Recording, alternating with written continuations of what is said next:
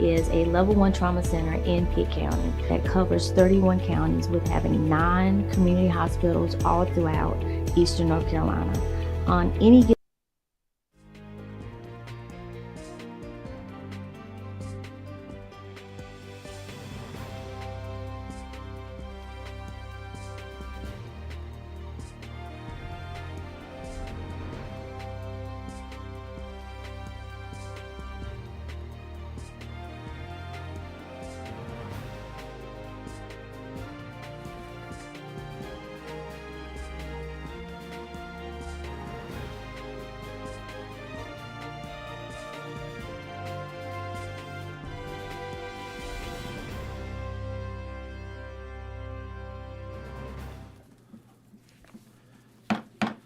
Good evening and welcome to the July 21st, 2025 Board of Commissioners meeting. Commissioners, before we get started, if you will, please make sure when you talk, you push your button because the viewers at home cannot hear us. And it's also messing with the folks that are hard to hear. It pops across the screen, they cannot hear us. So please make sure that you hit your button. We will now have roll call.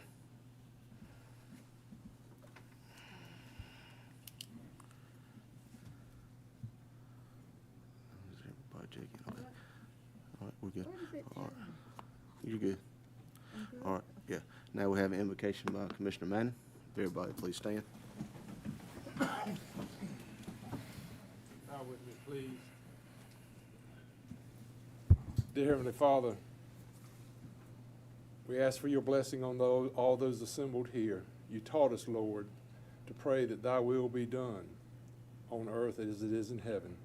Guide us tonight, Lord, as we take up the people's business, that your will be done. In your name we pray. Amen. Amen. We'll now invite Bella and Lily, if you'll come and lead us in the pledge.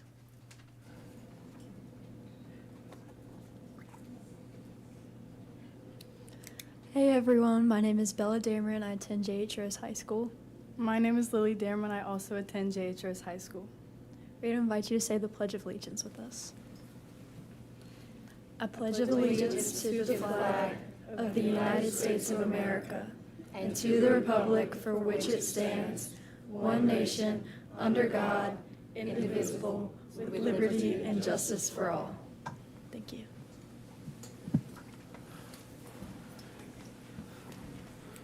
All right, we have approval of the agenda. Second. Mr. Chairman, Yes, ma'am. I'd like to pull two from consent agenda and put it on the decision, All right. number 4 and number 5. All right, we have a motion to amend the agenda to move 4 and 5. A second. We have a second. Please vote.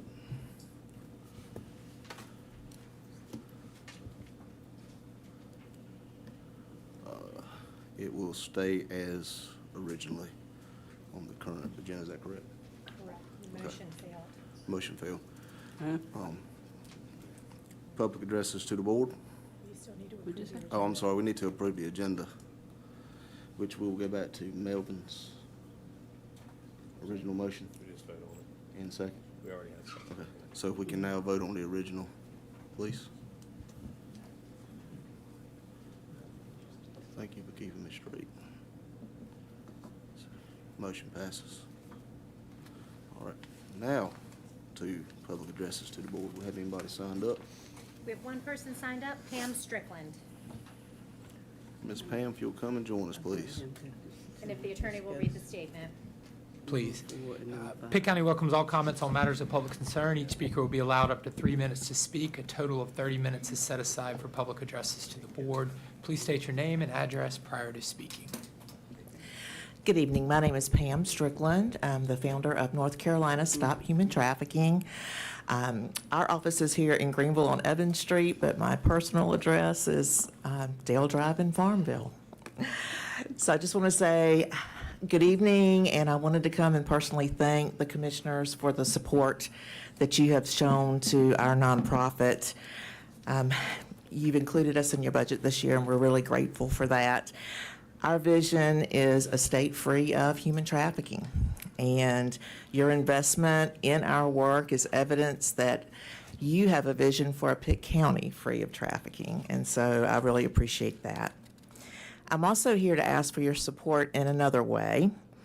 Our nonprofit is applying for a grant from the Louise Oriole Burovich Fund, which is managed by the North Carolina Community Foundation. When I spoke to the manager of the fund, he stated that the committee who makes decisions about the applications likes to know that the organizations they support have a partnership and have support from their local government as well. And since you've been so generous as to include us in your budget, I'm hoping that means that you all support us.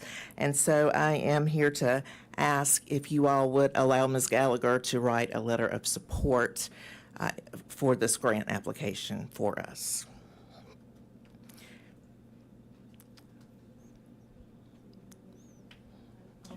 Hit your button.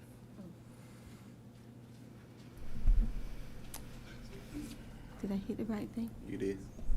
I like to offer a motion that we support, that the manager write a letter of support for stopping human trafficking in Pitt County. You have a motion I'll second. and a second. Please vote. I think my button ain't working right. Motion passes. Hmm? It passed. It did, okay. Thank you, ma'am. Thank you very much. I appreciate y'all. Is that all we had signed up to speak?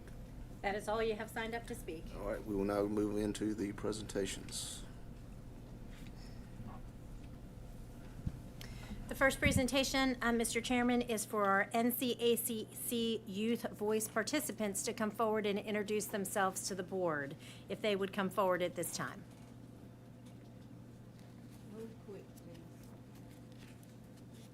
Are they here? We're looking for Aubrey Heath and Shania Gunter.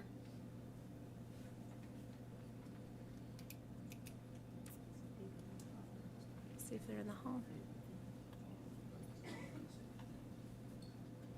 Yes, here they come. Aubrey Heath and Shania Gunter.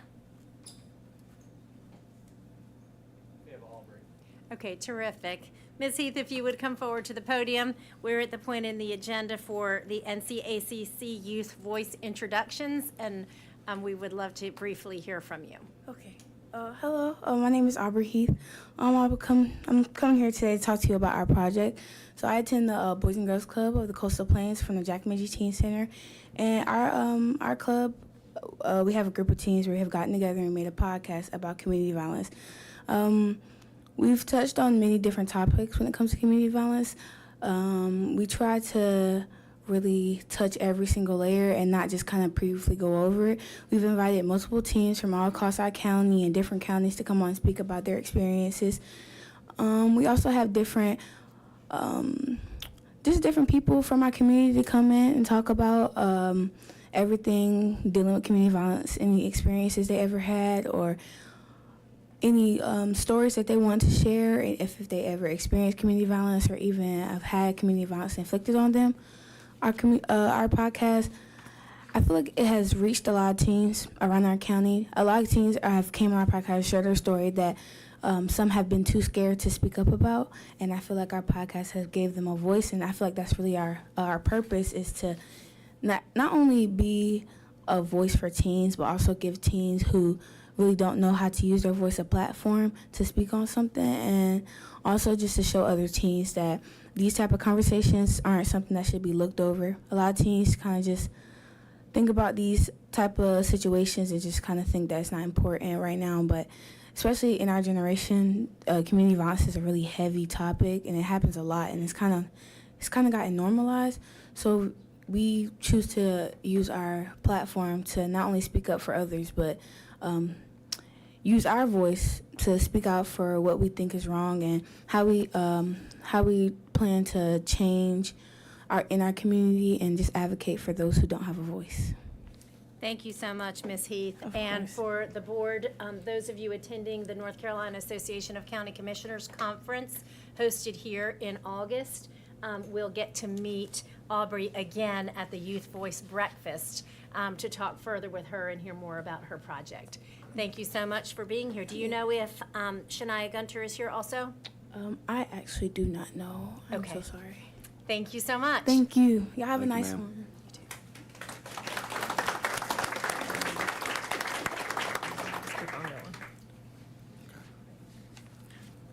All right, moving on to recognition of the Employee of the Month. Yes, Mr. Chairman, if Will Lowry would come forward for presentation of July Employee of the Month.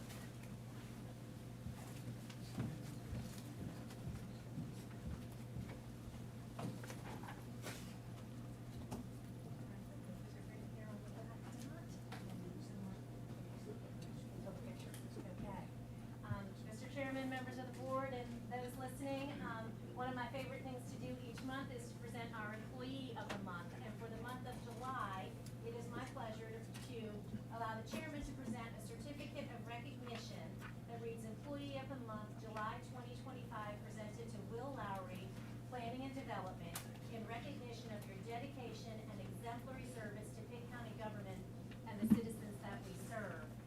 Will has been in our planning department and was nominated for his professionalism, technical skill, and positive attitude. His nominator said that Will has played a crucial role in supporting development services, which includes planning, permitting, inspections, environmental health, and in implementing the new enterprise permitting and licensing software, commonly known as EP&L. His nominator said the project aims to streamline county permitting and improve usability for staff and citizens. And over several months, Will took time to lead in tracking, testing, and implementing the software for the planning department. He actively participated in all training sessions and thoroughly tested features like permit issuance and the citizen portal, cashiering, and various review modules. He also provided hands-on support to planning staff, his coworkers, ensuring proper installation and user confidence. When the system went live, Will worked closely with consultants and multiple departments to ensure smooth operations and accurate routing. He's joined us since 2024 and has proven to be an invaluable asset. So we are absolutely thrilled to have Will on our team, serving as a model for our other employees. The chairman will present you with this certificate, and a $100 check has been direct deposited into your bank account. Thank you. Yes, thank you.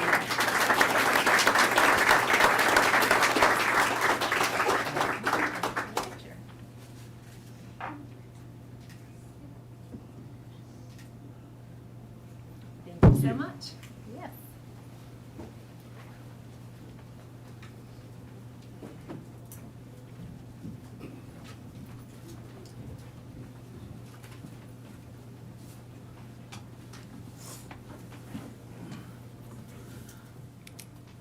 All right, Mr. Hill, we will start with our public hearings. All right, thank you, Mr. Chairman. Good evening, Madam Manager, members of the board. The first item on the agenda is a zoning ordinance amendment to establish a conservation area overlay district. This request is from ARC Consulting Group. The purpose is to establish a mechanism to provide for a permanent open space and desirable buffers between proposed uses and incompatible adjacent land uses or environmentally sensitive areas or hazardous areas in excess of what our ordinance currently calls for. For consistency purposes, this language has been modeled after the City of Greenville's ordinance. The Conservation Overlay Area District shall include any area adopted as a conditional overlay district in conjunction with the underlying zoning district. All zoning rights, standards, restrictions, and requirements as set forth in the conventional zoning district or conditional district shall extend under that overlay district and include the area of record. It prohibits the encroachment of buildings, structures, parkings, and driveways or other impervious areas or other residential, non-residential uses or activities, including storage, stock and trade displays, that would be like your outbuildings you see on the roadside, and delivery of service within that overlay district. Initiation of the petition is required by the legal owner or his authorized agent to establish that overlay district. And at the time of zoning consideration, any of the conservation area overlay district that's being proposed, there should be no development in that area. So no existing buildings, parking areas, or anything of that nature. No conservation overlay area district zoned area of any lot, either at the time of the initial zoning or the result of a future zoning, shall be less than 100 foot wide. So minimum 100 foot wide from any, at the narrowest point. Public streets, sidewalks, and public utilities and other public infrastructure improvements will be allowed within this overlay district. Stormwater detention ponds and drainage improvements can also be located within this overlay district.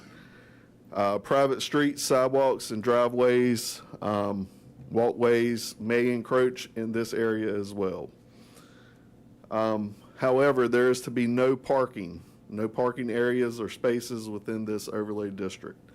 The overlay district may be utilized to satisfy any of the roadside or property line buffer yard requirements that our zoning ordinance sets forth. When the property containing any area under this overlay district is proposed to be subdivided, it needs to be reflected on the maps. And also on the final plat, any any area labeled as the conservation area overlay does not constituted as being publicly dedicated. So it's not for public use, it is just the conservation area. If there's any reconfiguring that the property owner wishes to do, they have to come back to the board and reconfigure that at your approval. So planning staff finds that this proposed amendment to the zoning ordinance is consistent with the 2045 comprehensive land use plan because the policy LU4 of the plan recommends updating the zoning ordinance to reduce or mitigate the impacts of new development on existing residential areas and requires transitional features such as buffers, tree plantings, et cetera, for existing neighborhoods. So staff also finds it's in the public best interest and reasonable because the conservation overlay can be utilized to provide that buffering from these areas. The planning board reviewed this amendment request at its June 18th meeting and recommended approval unanimously with that. So, Mr. Chairman, the motions are in your agenda packet. At this time, I'll turn it back over to you for any questions or public comment. All right, we will now open the public hearing. We have anybody signed up? You have one person signed up to speak, Scott Anderson. And Mr. Chair, as he's approaching, if I may read the Please. statement. With this public hearing now open, Pitt County welcomes all comments on these zoning ordinance text amendment requests by ARC Consulting. Please state your name, address, and the name of any organization you may be representing. Each speaker will be allowed up to 3 minutes to speak. Great. Thank you. Good evening, Mr. Chairman, Commissioners. My name is Scott Anderson, 332 West Meath Drive, Greenville, North Carolina. I am an owner of ARC Consulting Group, and we are the applicant on this. Mr. Hill did a great job of explaining the intent of the ordinance. This is something that we've used in many other municipalities. It's a great tool in our toolbox, again, to make sure that we have assurances that any environmentally sensitive areas on a piece of property can be protected from development. And again, it also creates an opportunity for us to create additional buffers when we have uses that are dissimilar on adjacent properties. I'll be happy to answer any questions you have. Any questions? Thank you, sir. Thank you. Anybody else? Nobody else has signed up to speak. You may close the All public right, we will hearing. now close the public hearing. What's the pleasure of the board? Any discussion? Got a motion and a second, please vote. And for clarification, is that inclusive of both motions in your packet? Yes. Thank you. All right. I need to vote, Mayor. I hit it. We'll hit it one more time. There you go. There you go. All right, thank you. All right, we're gonna stay right there with you, Mr. Jonas. All right. Thank you again. The next item on your agenda is a request by the Weyerhaeuser Company to rezone 3,319.59 acres of their property, and it consists of 9 different parcels located on both sides of Saintsville Road, west of its intersection with Alpine Taylor Road, and along the northern side of Briley Road, east of its intersection with Saintsville Road in the Belvoir and Carolina Townships.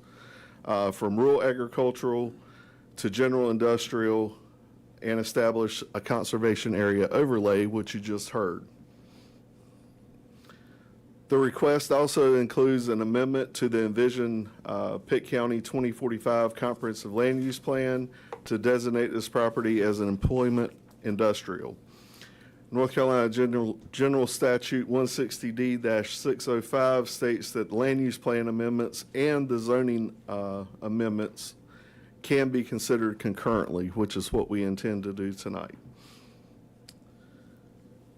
Pitt County, just to give you a little bit of history, refresh your memories. Pitt County, the City of Greenville, Greenville Utilities, Greenville ENC Alliance, Weyerhaeuser, and other economic development partners have collaborated to develop the subject property as a mega site. A mega site, that term means that the parcel consists of 1,000 acres or more and is considered viable for large-scale industrial development. Economic Development Partnership of North Carolina has identified this site as a potential site for a mega site, as well as it was included in 7 across the state. The North Carolina General Assembly has appropriated funding for the mega site readiness program that allows local governments and partner agencies to plan and install public infrastructure for such sites.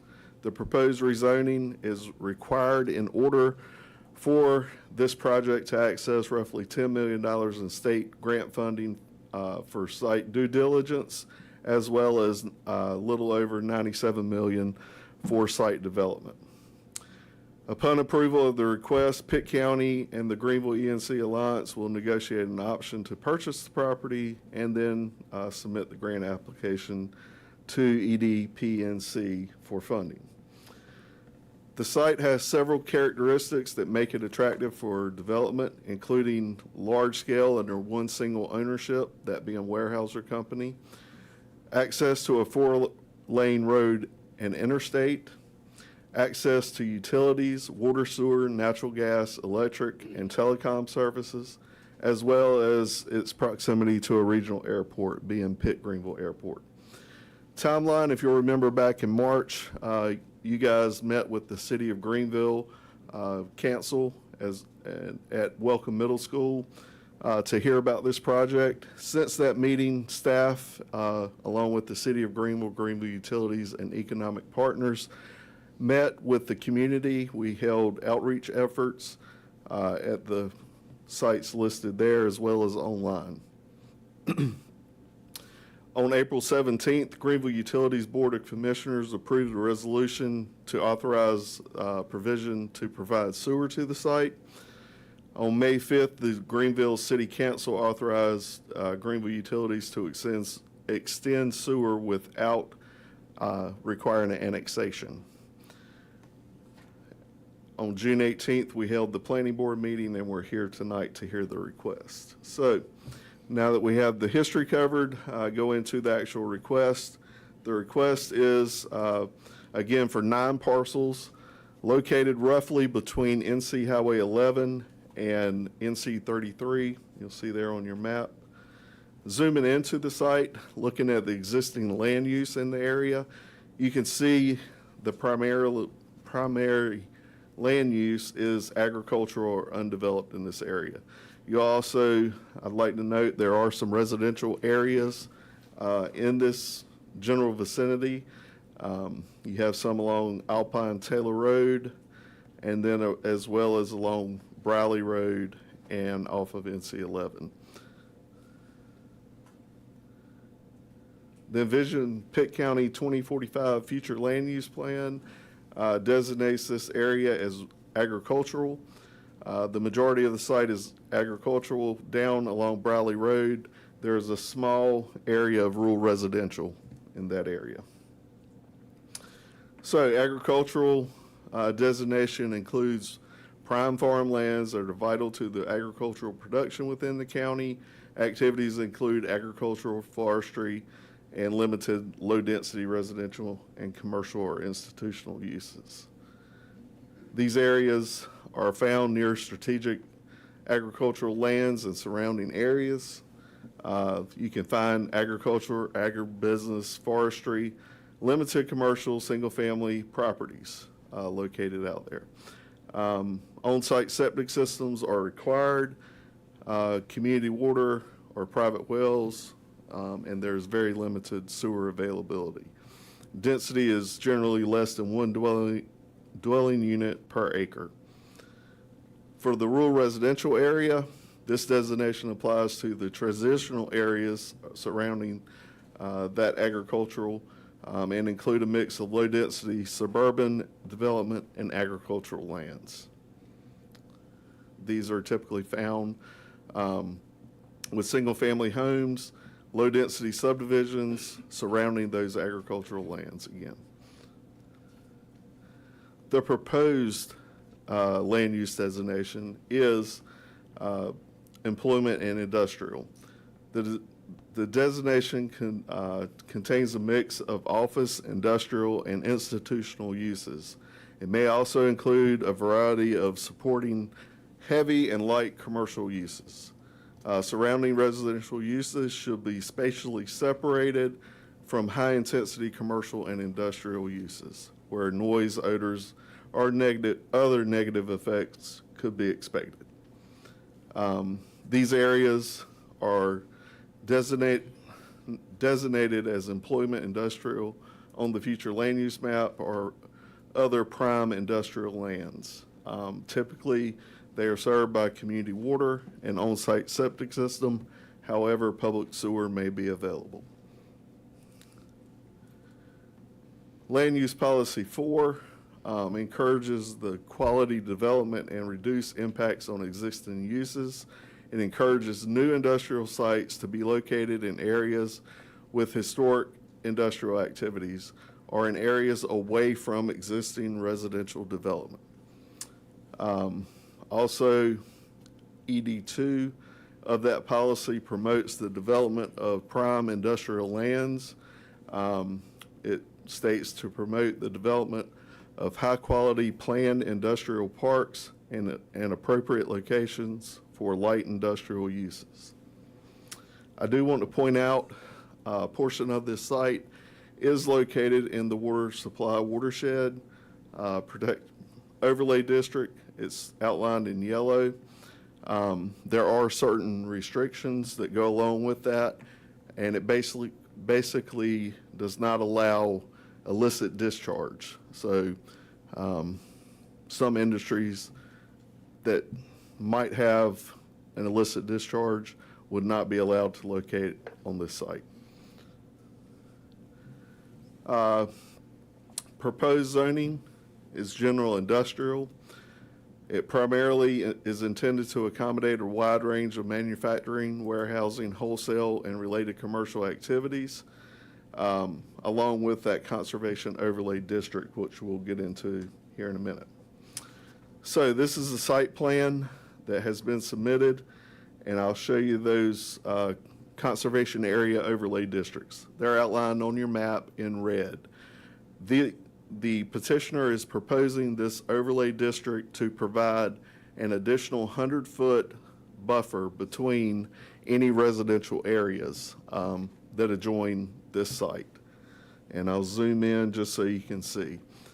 A little bit closer, you'll see that 100-foot conservation overlay to just provide an additional buffer between those residential areas. I do want to point out that these residential lots are fairly deep. The house sets up, and in many cases, you can have a half-mile back before the property line, the rear property line. So this is an additional setback on the Weyerhaeuser property. And same thing here, this is along Browley Road, proposing that 100-foot buffer between any residential areas. As well as along Alpine Taylor Road, there's one lot, and then over towards NC 11, there's another 2 lots there. So the land use plan amendment should be considered prior to the rezoning request. Planning staff recommends the following, given the availability of sewer and the site's designation as a potential mega site by the Economic Development Partnership of North Carolina, planning staff recommends approval of the request to amend the land use plan map in the envisioned Pitt County 2045 Comprehensive Land Use Plan to designate the subject property as employment and industrial. We also find that the request is consistent with the envisioned 2045 Comprehensive Land Use Plan and meets the criteria as designated as employment industrial on the future land use plan map. The area requested for the rezoning has been identified as a potential mega site for or by the Economic Development Partnership in North Carolina, and sewer service will be provided by Greenville Utilities without annexation. So we find that it is reasonable and in the public's best interest to move forward with this rezoning request. The planning board reviewed the proposed land use plan amendment and rezoning request at its June 18th meeting and voted 6-3 to recommend approval to this board. And your motions are included in your agenda, and I will answer any questions. All right, we will now declare the public hearing open. Who signed up to speak? Yes, first signed up to speak is Frankie Spain. And if the attorney will read the statement. Thank you. With this public hearing now open, Pitt County welcomes all comments on the Weyerhaeuser Company Incorporated rezoning request. Please state your name, address, and the name of any organization that you may be representing. Each speaker will be allowed up to 3 minutes to speak. Thank you. Frankie Spain. I live at 1067 Briley Road, and I'm very, very opposed to all of this. We're an agricultural community out there. Our homes have been there for generations and generations. Briley Road is a very narrow road. It would have to be 4-lane to accommodate this before it's, as your growth goes. If you rezone this as from agricultural to commercial property, and all of this falls through, nothing is built, nothing grows from this. You cannot go back and put it back as agricultural land. We have a lot of young farmers out there. Agriculture is something Greenville should really look at growing. This is where we need to focus at, is trying to get more growth in the agricultural community. And we have that. There's a lot of houses on Briley Road. Those houses are going to be compromised. My house is one of them. I've lived there for a lot of years. Also, the noise and pollution, there's a lot of animals, a lot of wildlife going to be out of home. Got a lot of jobs that we can't even fill now in Greenville. That we've got people that are family members that are employed in different places that have made it very well known. They can't even get people to come to work. The hospital can't find employees. Schools, the college, they're all looking for people to come to work. So I don't see where this is going to bring a lot of other jobs in when we can't fill the jobs that we already have. I'd just like you to really back up and really think about this. There's not been full disclosure on this. There's a lot of little fine things like 1,000 acres or more. There's so many little things in the print that makes me just want to go, where is the exact of what we're doing, of what's being proposed here? There's just a lot of little loopholes that are being left. that you just kind of have to read into. And I personally, I don't feel comfortable with any of it. I appreciate your time. I really hope you give this a lot of consideration. It affects us greatly, but it will affect you too. It will affect your generations to come. Thank you. Thank you, ma'am. Linda Teal.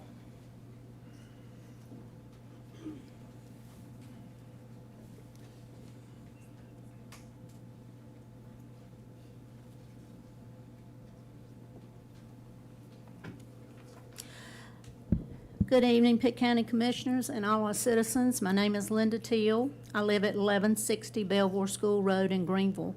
I'm here to voice my opposition to rezoning the parcels involved in the development of this Pitt County mega site. I've lived north of the river my entire life, so I would like to emphasize that these parcels were zoned agricultural for a reason, not for an industry to invade them and uproot more agriculture land from Pitt County and from our neighborhoods. I'm not opposed to economic growth if it does not harm our citizens and our communities. This project will place a significant displacement to our wildlife and the habitat, along with the destruction of wetlands and great precosins, which have provided habitat for many of our species. According to the North Carolina Wildlife Resources Commission, there are several species of special concern that live right in this proposed area. Additionally, I'm concerned about the flooding and the drainage of property. I own a farm that adjoins the property. Even during our recent drought, there are times when our land remains wet and impassable. What consequences will we experience when trees are cut down, concrete is poured, and roads are constructed on this beautiful untouched land? The proposed site owned by Weyerhaeuser is a tree farmer's paradise and a haven for many wildlife. A mature pine can absorb potentially between 10 and 150 gallons of water a day, depending on its size and its environmental conditions. Consider the many trees that will be lost in this project, making the drainage even more concerning. I honestly have concerns and questions regarding the ability to carry off the amount of water this site will produce. Our citizens north of the river do not need to worry about flooding every time it rains. Finally, why would you approve the rezoning of these parcels when we do not even know what will be placed on the site? A car plant, a battery plant, a site for a landfill, a site for dumping contaminated soil, or some other industry. This site is one of the largest contiguous in eastern North Carolina. Such a site should be conserved for our future generations. Please consider the quality of life and the citizens north of the river. Profit over people is never a desirable or smart choice. Thank you for your time. Thank you, ma'am.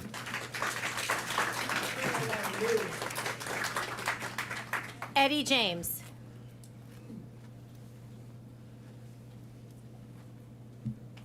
Hello, my name is Eddie James. I live at 5022 NC 33 West, Tarboro, North Carolina, 27886. I'm still in Pitt County. Let's get that right. Tarboro address, but I'm in the Greenville area. Thing is that Tarboro has been trying to get my tax money for a long time. But anyway, my concerning is the watershed, the water that is going through the Belvoir Township, because a lot of people in the Belvoir area still are getting well from shadow wells. So therefore, if there's contamination going on, then my concern is with the people who live in the Belvoir area. And all the water that's coming from this mega site is going through the Belvoir Township to Tar River, and then it's coming to you in Greenville where y'all can clean the water. But we can't have the water clean. Now, if you want to come through and make sure that all our houses has city water, then it would relieve me quite a bit, and I'm sure a lot of the people in the Belvoir area would appreciate it. Another thing is, I was thinking back when in the early 1960s, Greenville had a battery plant. Some of you might not remember it. It was Eveready. Well, the thing was, why is it gone now? Why has it disappeared? Nobody knows. I've tried to research. Was the soil contaminated? And then I'm concerned, I'm hearing a lot of things about different car manufacturers wanting to put battery plants in these mega sites. I've heard they're already going to other mega sites, so I'm sure they're looking at ours also. So again, my concern there is what we put there in order to, about the contamination about the water. That's my main concerns, and I appreciate it. Thank you. Thank you, sir. Scott Anderson?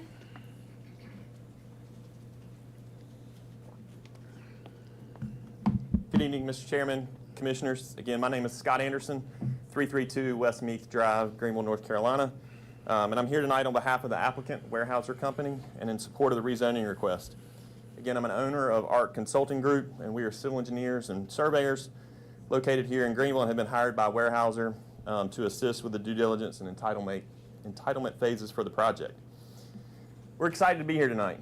This has been a long journey that has entailed many, many meetings to get to this point.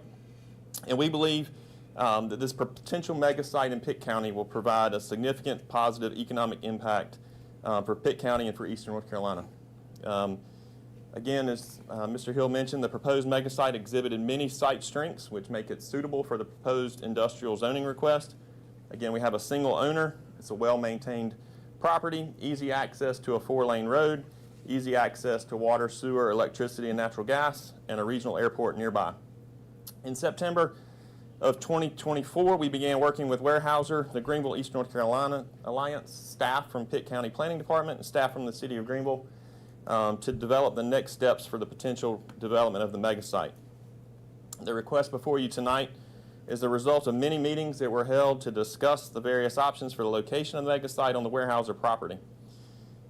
The boundary of the requested general industrial zoning area was carefully chosen based on the proximity to existing infrastructure while minimizing the impacts to the surrounding community. Again, the rezoning area is located completely on Weyerhaeuser property. It does not change the zoning or require the rezoning of any other private landowners. And we have placed the proposed zoning lines so they are a minimum distance of 500 feet from any of the existing homes. And in addition, we added the 100-foot conservation buffer to provide a buffer between the proposed use and existing residences. The access to the proposed mega site will be through a newly constructed multi-lane road that will have a direct connection to Highway 11 and therefore will minimize the impact on the existing roadway network in the surrounding area. The rezoning is also a little over 3,300 acres for 2 reasons. One, this will allow flexibility to shift the actual location of the proposed 1,000-acre mega site within the zoning boundaries based on additional information that is obtained during the due diligence process. And 2, this will allow for future development of additional ancillary uses to support the mega site. We believe the approval of this request is critical to allow the Greenville Eastern North Carolina Alliance the opportunity to access grant funds to further study the feasibility of the project, which we believe will have incredible benefits to Pitt County and the surrounding region. Thank you. Thank you, sir. Lisa Briley?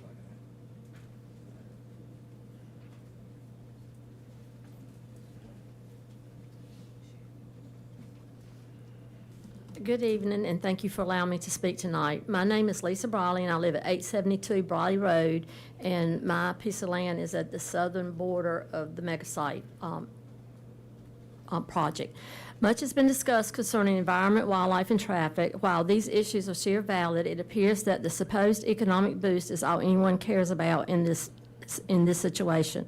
The economic boost that is so talked about will not benefit anyone in our area, in our north of the river area. Historically, all economic boosts are sent to the south side of the river. And what about the economic boost of the people that work on the farm and in this area? Are you going to be willing to sacrifice our area for the benefit of the others? By allowing big industry here, our farm community will be no more. You will make it extremely hard for our farmers to farm with increased flooding and traffic on our road.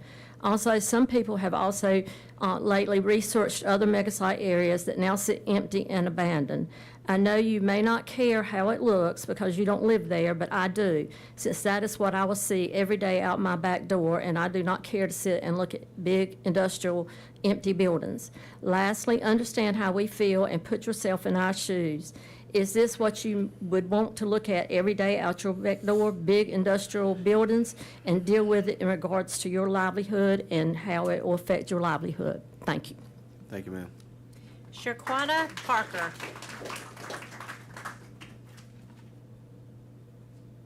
Shaquarter Parker. Shelton Hooker.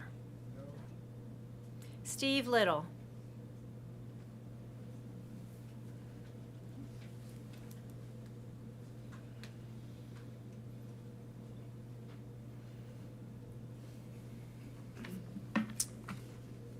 Good evening, Pitt County Board of Commissioners. Good to see you this evening. My name is Steve Little. I reside at 3314 NC 33 West, Greenville, in the Belvoir community. I'm a member of the Pitt County Planning Board also and represent the Belvoir area. Thank you for this time to express some concerns regarding the rezoning request for the Weyerhaeuser Company, Inc. on your agenda and the proposed Pitt County mega site. First, Weyerhaeuser Company is and has been a great partner in and for Pitt County many years. Located in these 3,300 acres that we're talking about, which is a portion of the almost 10,000 acres now involved in the business of tree farming. This area since the 1700s has been known as the Great Pocosin, and that's not all bad because it's very suitable for growing and harvesting trees. We're thankful for this good company and their values, but there are some negatives we'd like to have considered for this mega site location. Clear cutting of 3,300 acres of trees will create a large mud hole, as trees that soak up thousands of gallons of water in a year will be gone. There's a possibility of certain species of wildlife that fall within the North Carolina Endangered Species Act. It will also attempt to lower property values of surrounding residential properties. Would you like to be next door to that? No guarantee that any proposed tax revenue increase would be reinvested into our community. Damage to our farmers, ranchers, and hunters due to increased flooding of land and increased pollution and runoff of that affect farmland and increased traffic. There's no guarantee of any business that will come to this mega site. Currently, it's just a hope, and it may be 10 years or more before we realize anything of value. Also, there will be a disruption to the culture and lifestyle and heritage of current residents on a possibility of a dream. In this case, it doesn't make sense. If it were to happen, how would we handle hospitals, traffic, schools, and protection services? I propose we practice common sense and concentrate on today's issues, which involve flooding, maintenance of ditches and canals, and road improvements. Along with these concerned speakers that you've already heard, plus some others that will, I respectfully request you deny this rezoning request, and I trust our commissioner will lead the way. One more thing, if you choose to approve that if one of these studies yet to be, if you choose to approve, remember that if one of the studies yet to be performed causes the project to become a no-go, we do not get a do-over and convert back to our current Thank you, sir. zoning. Thank you, sir. Renee Spain. Did I hear my name? Renee Spain.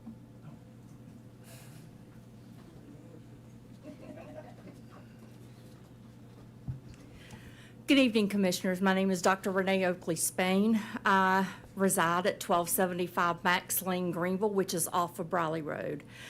We've heard a lot about the wildlife. We've heard a lot about the economic development. We currently have industry north of the river. It has not helped us economically north of the river. We still have old schools and very few facilities for our citizens. But I want to speak to you chiefly about farmer safety. As a health care provider, one of my large concerns is the health of the people of Pitt County. And when we look at increasing pollution, when we look at increasing traffic in this area that is primarily an agricultural area, we risk our farmers, and we have a lot of young farmers. We know that when traffic meets tractor, no matter how many safety precautions our farmers take, tractors don't generally win. And our farmers can be injured, they can be killed, they may be disabled and not be able to carry out the duties of what their chosen career is. With the runoff of all the water, as some of the other speakers have told you, there is risk for flooding of the property and decrease in their ability to farm. My other concern is for our children. While there may not be a subdivision with lots and lots of houses, there are still children who live up and down these roads, and those children go to school, and there are buses that stop on that highway. When you increase the amount of traffic, either on Highway 11, which is the main thoroughfare, to the only high school on the north side of the river, and you increase the traffic on Briley Road, where there's a school that sits at the very end of the road, you put our kids in danger. We've already heard from another group who doesn't want an entity built at the end of Briley Road at that intersection. And it's because of safety. How are you going to get kids in and out of the bus parking lot? What are you going to do about kids who are waiting for the bus on the side of the road? That is an exceedingly narrow road. My husband and I came home from vacation Sunday with a 3500 dually truck and a fifth wheel, and we can't fit in one lane on that road. You're going to have to do something. So I would appreciate if you would consider all of these things when you make your vote. Thank you for your time. Thank you, ma'am. Linda Thompson? Linda Thompson?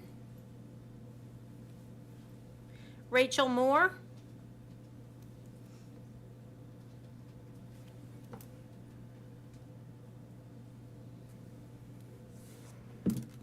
Good evening. My name is Rachel Moore, and my husband and I own a farm at 1238 Gum Swamp Church Road that will border the mega site. We are directly impacted by this project.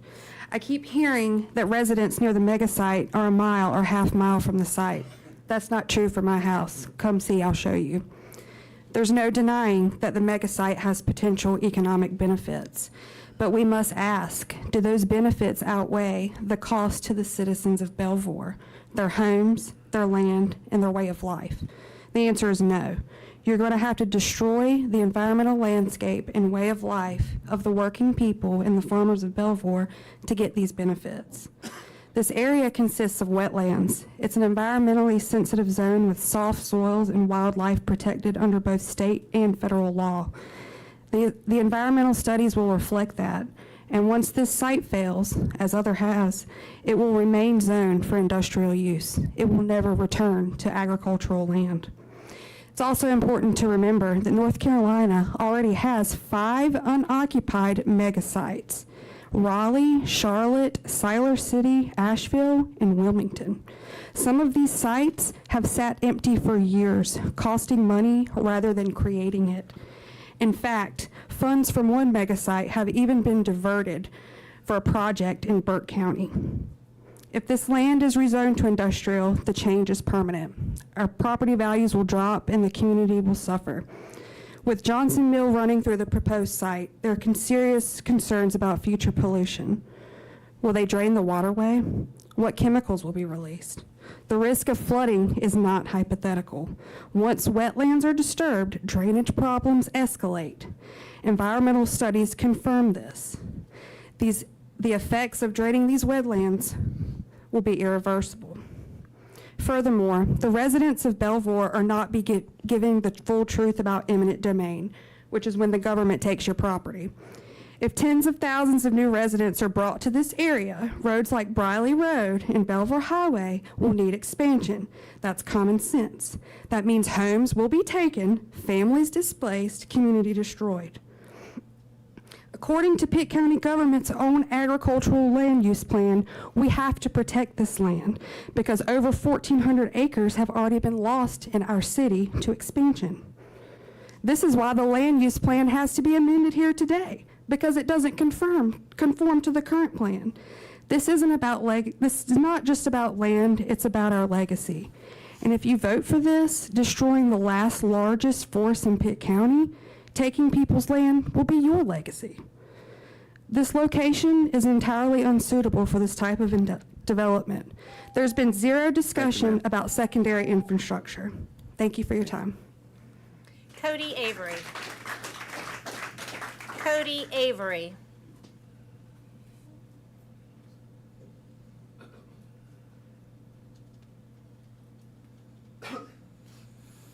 My name is Cody Avery. I live at 2312 Durwood Pollard Road. And I just ask that we really think about this. If we're going to vote on this tonight you don't know what's going there. We're just voting to give money away to do the testing. A no tonight means you can vote on it again in years to come when we actually know what the flooding or what this may do to the people around. A yes tonight is forever. How would you feel if this was going in your backyard? Thank you. Thank you, sir. Maureen, I'm not sure I can read the last name, starts with an A. Okay. Carrie Copank?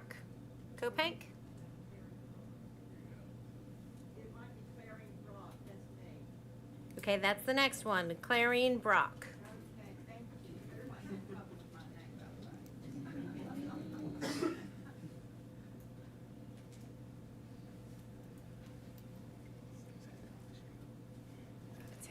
Good evening, Commissioners. I'm Clarine Brock.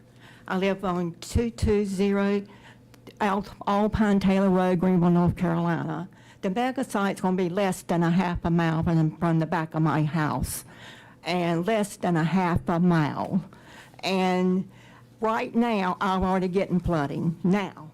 So when they're hauling in the dirt, all this thousands and thousands and thousands and thousands of truckloads and tons of dirt, soil, I will be flooded, no doubt. We're already getting flooded. When flood hit, my land was a half an inch underwater. And I'm going to be less than a half a mile from this mega site. Hi, Mr. Manning. And so what I'm trying to tell you is we don't want it. We don't want this. This is not right. And like I said, when flood hit, we were underwater. And the trees are going to be cut down. And when they start hauling in the dirt, you're talking about flooding. Remember, I'm a half a mile where the mega site is going to be. So we're cutting down trees. We're going to put in asphalt. We're going to put in cement. Think about it. Think about it. Lights are going to be shining in my back door. That's how close I'm going to be, is those lights will be in my back door. Look what's going to happen to the lightning bugs. Do y'all look at lightning bugs? I love some lightning bugs. Well, they're going to be gone because they don't like light. And guess what else is going to be gone? We have a bobcat that visits our house. We have a parakeet. It's green. It's called the green Carolina parakeet. Very rare species, by the way. I would hate to see that gone, wouldn't you all? And we got fox, we got coyotes, we got a deer that visits our house every day. Ask my neighbors. Brings a set of twins in. She had twins. Guess what? They're not going to make it. If they live to be grandmamas, they're going to not have anywhere to live. The water, I have well water. I love my well water. Had it tested, and guess what they said? I would never buy bottled water again, Miss Brock. Your water is so perfect. I got well water. Told me never to buy a plastic bottle again. And well, guess what? When that mud starts hitting those drains, guess what I'm going to have? Mush. And guess what? The Tar River is going to be worse than it is now. My father-in-law said when he was a little boy, his mother and the other women would bring their clothes down to the Tar River and wash them. And they would go swimming and drink water out of the Tar River that you could see to the bottom. My father-in-law said he used to catch gray trout and white perch in there. What happened, you wonder? Just wonder Thank you, what ma'am. happened to the river. So we don't want it. Is that my time up? Yes, ma'am. So sorry, because I could speak another hour. Give Thank me you, ma'am. another hour, please. I just started. Is that it? Yes, there's no one else signed up to speak. All right, we will now declare the public hearing closed. Any discussion from the board? Yes, sir. Make sure to press your button. I have a question for Jonas. Jonas, this is a question involving the current watershed overlay conservation. There was a mention in public comments about draining of wetlands. Does that conservation overlay that's in place restrict the draining down of wetlands that may or may not be on the parcel? Not necessarily associated with the water supply overlay district, but there are federal guidelines that prevent you from developing on wetland areas. So it's my understanding as part of the due diligence, a wetland study will be done and identify any wetland areas, and that will be taken into consideration as the site develops. if When you say approved. taken into consideration, do you mean that they will not be drained? They will not be drained. Okay, thank you. Correct. Thank you. Commissioner McLaughlin. Thank you, Mr. Chairman. Jonas, you mentioned there will be no discharge allowed. Correct. Doing it. What is exactly is the list of discharges? So any type of chemicals or anything used for the manufacturing of goods that has any detections of chemicals in them will not be allowed to go in this location and discharge directly into a waterway. Now, there are provisions where they could discharge into the sewer, which will go to the wastewater treatment plant and be treated before release, but they cannot make a direct discharge into a waterway. Right. The next question is to Scott Anderson. Where is he, Mr. Anderson? Can I ask you a question? Yes, sir. And given what Jonas just mentioned about discharges, what, if any, discharge would you be having? At this point, that's completely unknown because we don't know what specific industry will ultimately end up on the property. But any discharges will have to be permitted through the appropriate state and federal regulations. Okay, thank you. You're welcome. Commissioner Knight. Thank you, Mr. Chairman. I share the concerns of the folks that live in the area about the effects. Who wouldn't be concerned? I get that. But my comments or question here is when we talk about due diligence, because I heard a lot of folks talking about, well, we don't know what's going to go there. Well, nothing's ever going to go there until we do the due diligence. Is that not? Do I have the right understanding of that? Correct. And that due diligence involves accessing funds that the state has set aside to put in sewer and water. Is that? Before even that, they have money set up to do the due diligence studies on the property to make sure it's a viable site. Right. Before they get to the investment of funding any sewer, water line. There's a step-by-step process. Correct. That at any time that it looks like it's going to be really a negative effect on the countryside and the other property owners, that this whole thing would stop. Is that not? I mean, that's kind of my I wouldn't understanding. necessarily say the property owners, but if there are any environmental impacts that are brought up that could essentially affect the property owners, then yes. Right. The project would But fail. if you get to the steps further down where you access funding that the state has already set aside to install sewer and water, and then at some point, it's decided with the studies as you keep moving on that, well, that nothing can really go there. But the north will have water and sewer that will be already installed. Is that right? So I think the due diligence will be done prior to the infrastructure improvements Okay. occurring. Okay. And if it's not a viable site, the state is not going to spend additional funding for infrastructure if the site does not Okay, so warrant it. well, that's the reason I'm asking these questions, because Right. I want to be sure I have it straight in my mind. So, if they do find through the due diligence process that it is a viable site, then we access that money Then and we start move in. installing. It's Go my ahead. understanding we move into a different pot of funding for the infrastructure and site improvements. So there are other points in this whole process where we'll be able to better understand what may or may not be going there, what we may or may not be able to do. It's way too early. Correct. Now, I mean, I understand the people's concerns, but I also think we don't have enough information to really know that there would be a negative effect. And so the process, you know, all we're authorizing, would authorize to do if we vote in favor of it, is to do the due diligence and keep investigating. Nothing's going to change right away. And the time frame that was laid out when we had the meetings at Welcome School was it would take at least 5 years to do the due diligence and the study, and may take up to 15 years to actually attract a business in here, an industry. And, you know, the state, I think they understand what it takes to bring in, and, you know, just recently in North Carolina it was like the #1 state for attracting business and industry. Didn't I hear that in the news just recently? I believe so, yes, sir. And there's a reason for that. And it's because the state government has taken steps like this. And this is not the first mega site. They've been all over the state, and there's a lot of industrial places.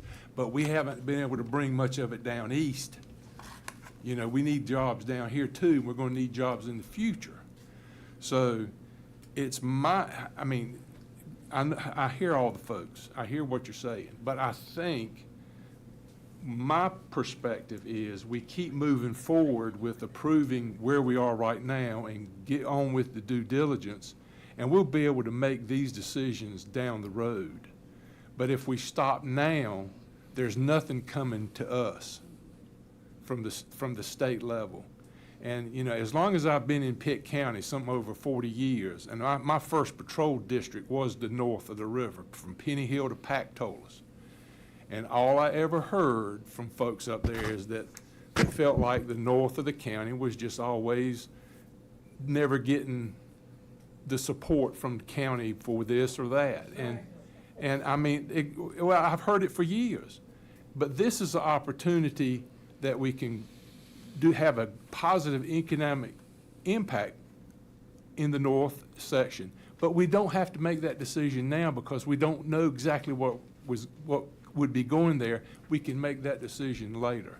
But in the meantime, the state's paying for all this due diligence and all this study and all this potential infrastructure.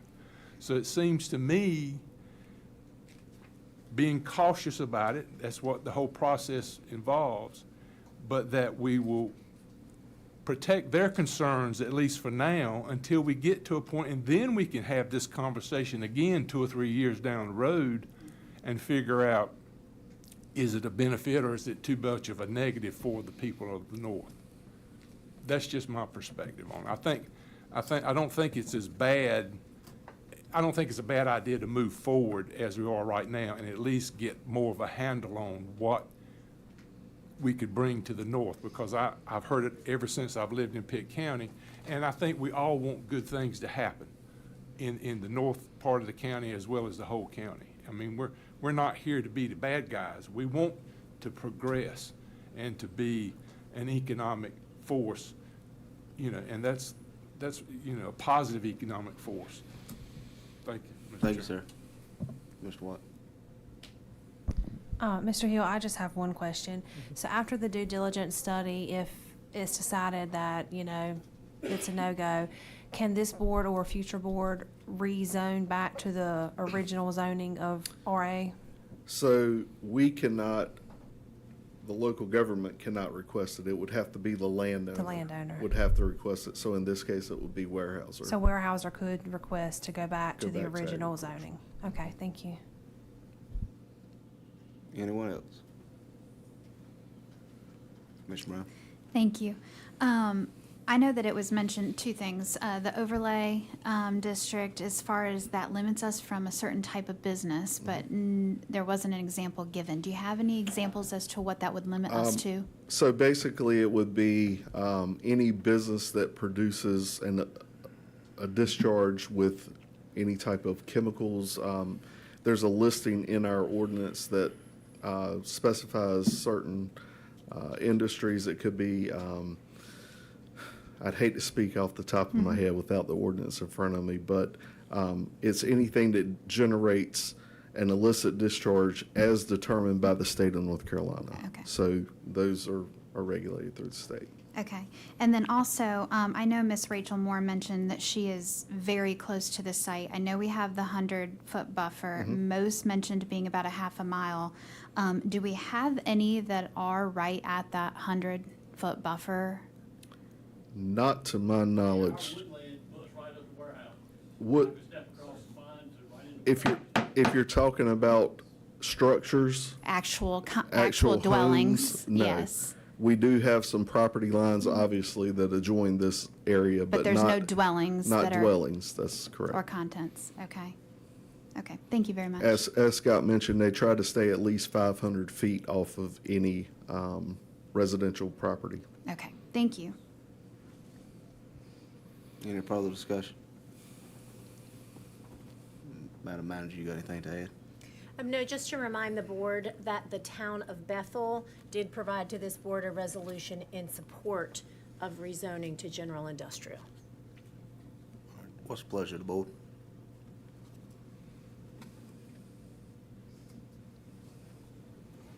Commissioner? I'll move that we approve this request as it's been submitted, as it's been recommended by the planning board. I think it's good. I think it's a good thing to investigate further, and we'll be able to come back and make decisions down the road. Have a motion? Second. And a second. Please vote. Mr.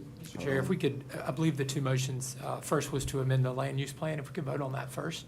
And then we can have the second motion. And it's on your screen. Correct. Okay, The there we second go. motion All can right. include the consistency statement, the reasonableness statement, and the approval of the rezoning request. But if we could just approve the if we approve the request to amend the future land use map first, and then move to your second motion. You want me to do that? Yes, are you okay with that? All right, I'll move that we approve the request to amend the future land map in the envisioned Pitt County 2045, and it just went away. There you go. Whatever Now it it's said back. up there. Okay, to designate the subject properties as employment industrial. You still, Still second. still second. All right, please vote.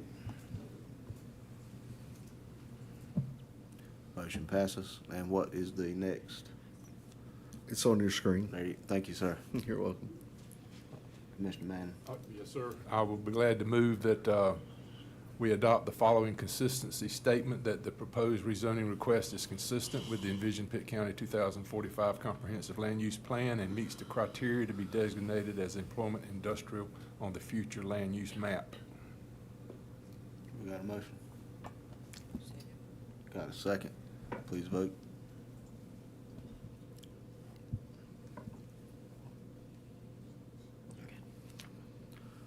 Motion passes. And then a third motion and final motion for the rezoning.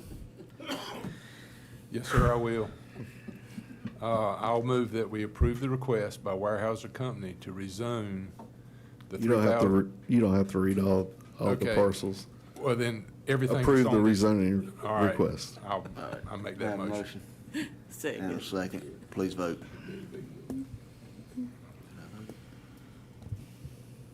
Okay. Motion passes.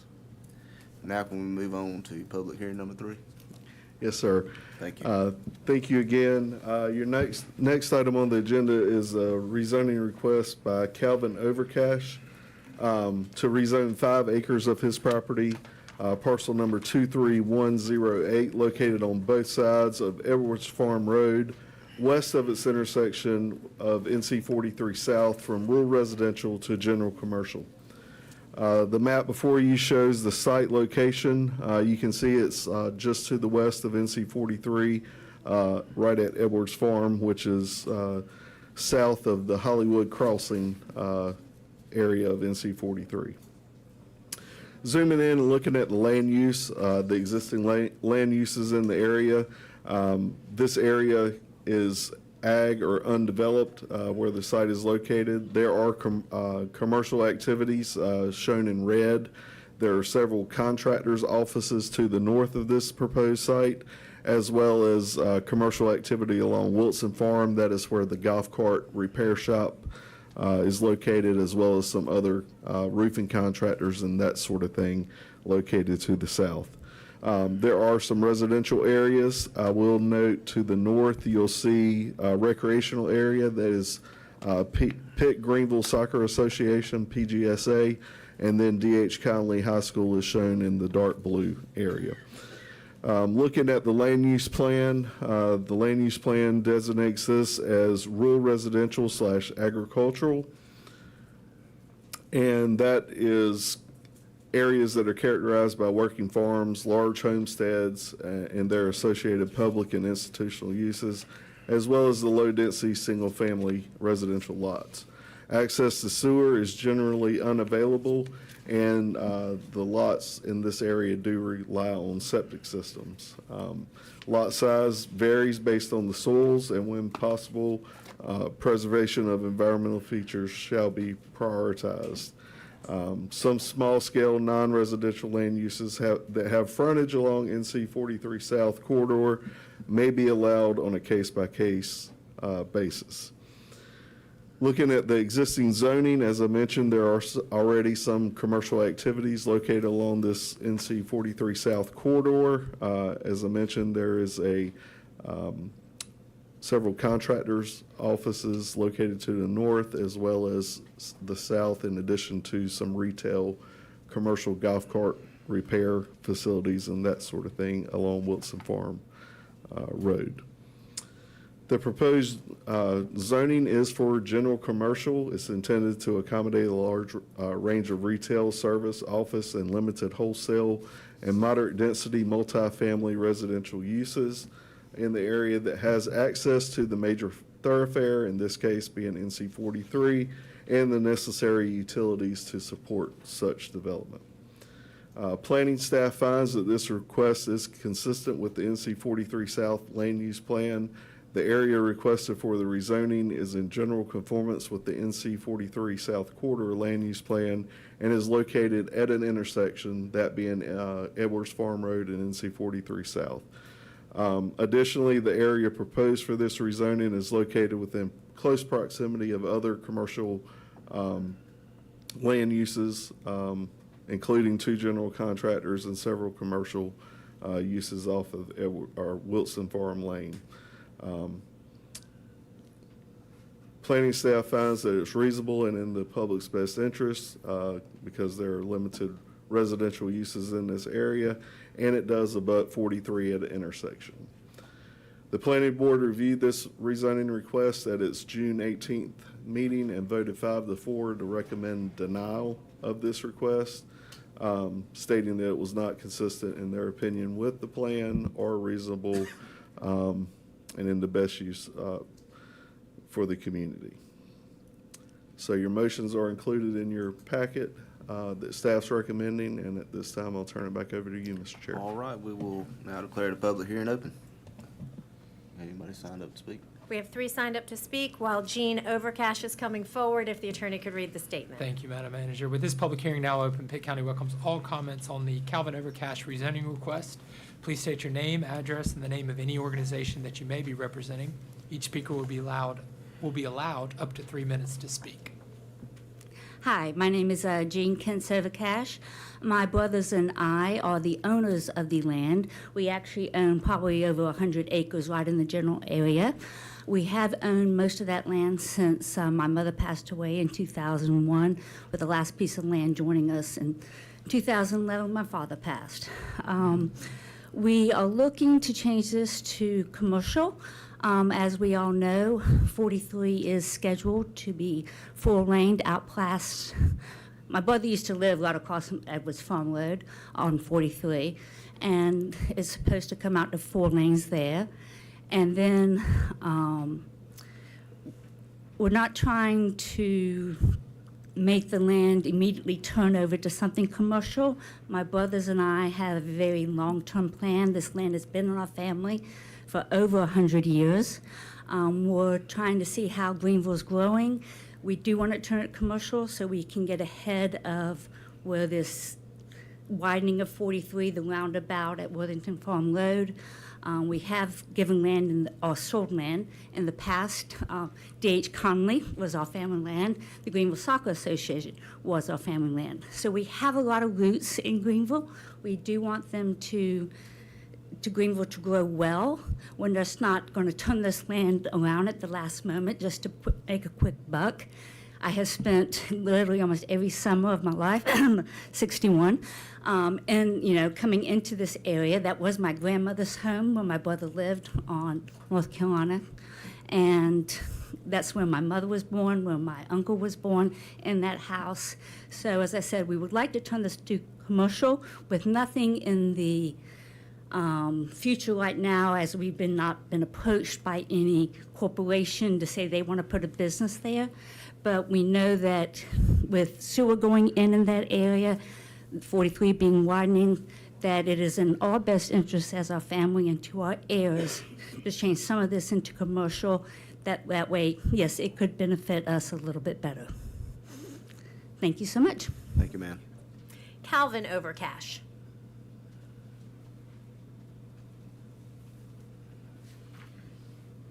Hi, thank you. My short wife. I've been in the Kent's family ever since I met Miss Jean, and it's 30-some years now. So the reason this is named after me is because I'm the one who went to the planning department. I contacted Ben Rogers and worked with Mr. Rogers to make sure we were doing everything the way it should be done. He was very, very helpful. This particular piece of property, parcel 23108, is 82.18 acres, and these two small parcels are 2.5 acres each, so it's a very small portion of the entire property. I do have a letter from Bruce Kent, who is my brother-in-law and my wife's brother. I think you may have gotten a copy of it, so I will not read it to you unless you would like me to. It does address two issues that were raised at the June 18th meeting, I believe, and it was, and so as he states, as to the concerns raised at the planning board meeting about access from 43 to these properties, access will only be granted from Edwards Farm Road. They won't access directly into 43. NCDOT would not allow a driveway access that close to a road entrance. Also, as to rumors of a gas station on the property, we have not been contacted by petroleum or convenience stores seeking any of these properties. We are just merely asking to rezone so that we can allow these properties to be reviewed and to be looked at by potential buyers. Then they will have to go through the hoops, the planning committee, the commissioners, before they're allowed to do whatever they want to do on those property. Are there any questions? Basically, can I ask a question? Not normally, but go ahead. Well, basically, y'all own all the land around what you're trying to rezone. Yes, sir. And then another property company owns property south of you where there is already an industrial Correct. business. So I just don't see how this could be offensive to anybody. Thank you. Thank you, sir. Any other questions or comments? Thank you, sir. Thank you very much. The last one signed up to speak, is it Jerry or Terry Frey? Jerry, thank you. Yes, my name is Jerry Michael Fry, and I reside at 2100 Charity Lane in Winterville. I'd just like to ask the board to consider the rezoning as commercial for the Overcash and Kent's family. Thank you very much. Thank you, sir. That's all that I have. Nobody else signed up, therefore we will now declare the public hearing closed. Any discussion? Commissioner White. Yeah, Mr. Kent's had reached out to me, and I just wanted to, which his sister and brother-in-law did touch on a lot of that his family has owned land in Pitt County for a long time, and it's been very beneficial to Pitt County with having D.H. Conley on that land and the soccer complex. With their roots being so deep in the county, you know, they're not going to do anything harmful to the community. They just want to benefit the community. So I just wanted to point that out. Commissioner Nunn. Yeah, thank you. Thank you, Mr. Chair. Questions for Jonas. First of all, thank you for your recommendation. I am puzzled, though, and my question involves why is this not being presented to us as a conditional rezoning where it is clear under the NC 43 South Corridor land use plan that properties designated within this district on a case-by-case basis should come before the board. And in fact, I think Mr. Overcash made a statement I think is somewhat incorrect, that if we do vote yes today, then we come back to the process before the board. If it's general commercial, then that does not happen. But if it's a conditional rezoning, then that does happen. It would have to come before the board for approval. So I don't have, on the face of it, a problem with entertaining a property owner's right to develop their land in conformance with the land use plan. What I do have some concerns over is that we've got stated a process in our land use plan which presumably would be forward-facing to the public and set the expectations about how we should move forward. And in this case, we have a recommendation from the planning board that is against the recommendation in the land use plan. So I guess why, right? And what would be the problem for bringing this back as a conditional, as it states in the land use plan? Why not follow that procedure? So I guess why on two counts? Right, so to answer your question about the conditional use versus a traditional rezoning, in this case, the family does not have any intentions of building any particular use. So without that use being known, they were advised to go for a traditional rezoning request for commercial. To just jump in though, if they were approached, if they were to offer it for sale, that's something that, and it comes before a Right. board all the time, right? Correct. Someone's interested in a parcel and it comes before a board, right? Correct. So just, okay. Right, and so if you look at the zoning ordinance, there are certain uses that require conditional use and certain uses that are allowed. The conditional uses, those are typically the more controversial or more impactful uses versus other commercial uses that are not as intense that are allowed outright with just a general zoning district. So you still could see a conditional use rezoning for this property if it warrants that per the ordinance for those intense uses. Okay. That's all for now, thank you. I'd like to make a motion to approve. Yeah, any further discussion? I just wanted to just highlight something, you know, we just talked about one rezoning, not knowing what's gonna be on that property, you know, and now we're talking about, I mean, in this one, we don't know what's gonna be on that property. So I just wanna put that out there to you. Should think about it. Thank you, ma'am. Any further discussion? You have a motion Second. and a second. Please vote.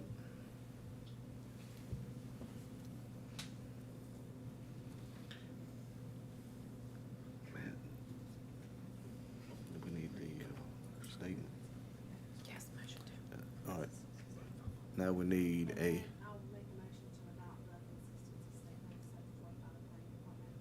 have a motion?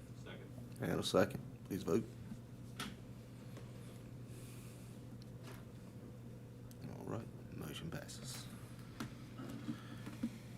Thank you, sir. Thank you. We'll now move into items for report. Mr. Russell Hill.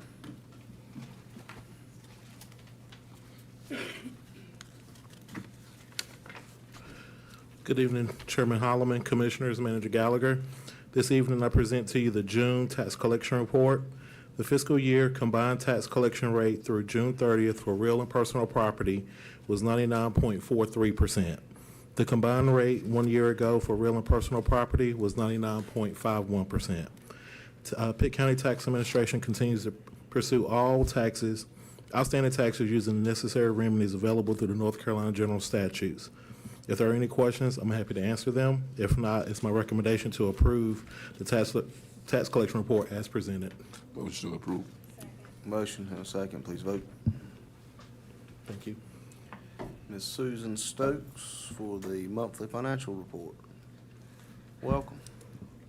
Good evening, Chairman Holloman, board members, and Madam Manager. Tonight I bring to you the June 30th, 2025 financial report for the General Fund, Solid Waste Fund, and EMS Fund. We are 12 months into the fiscal year at this point, or 100% of the year.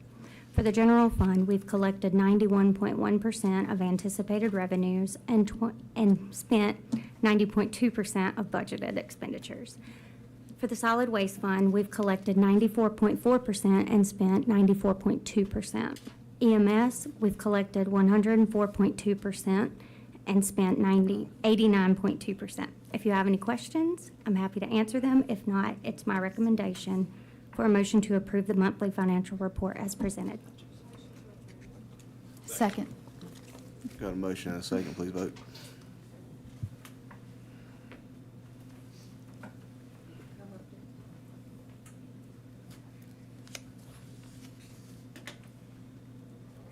Motion passes. Moving along to annual settlement of property taxes, Mr. Hill.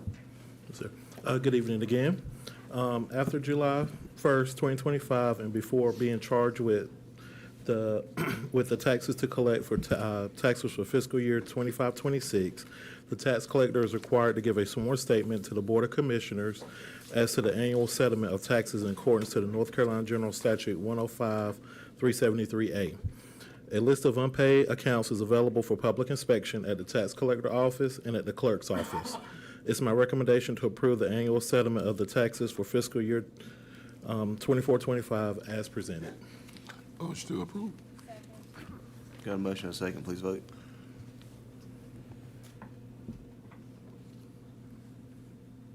Motion passes. Thank you. And before I go any further, I would like to recognize Ms. Glorstein Brown from the NC House. She comes here and sees us a lot, and I couldn't see her. She's behind the pillar over there. Winneville Councilman Veronica Robinson. Thank you all for joining us tonight. Madam Manager, it's up to you.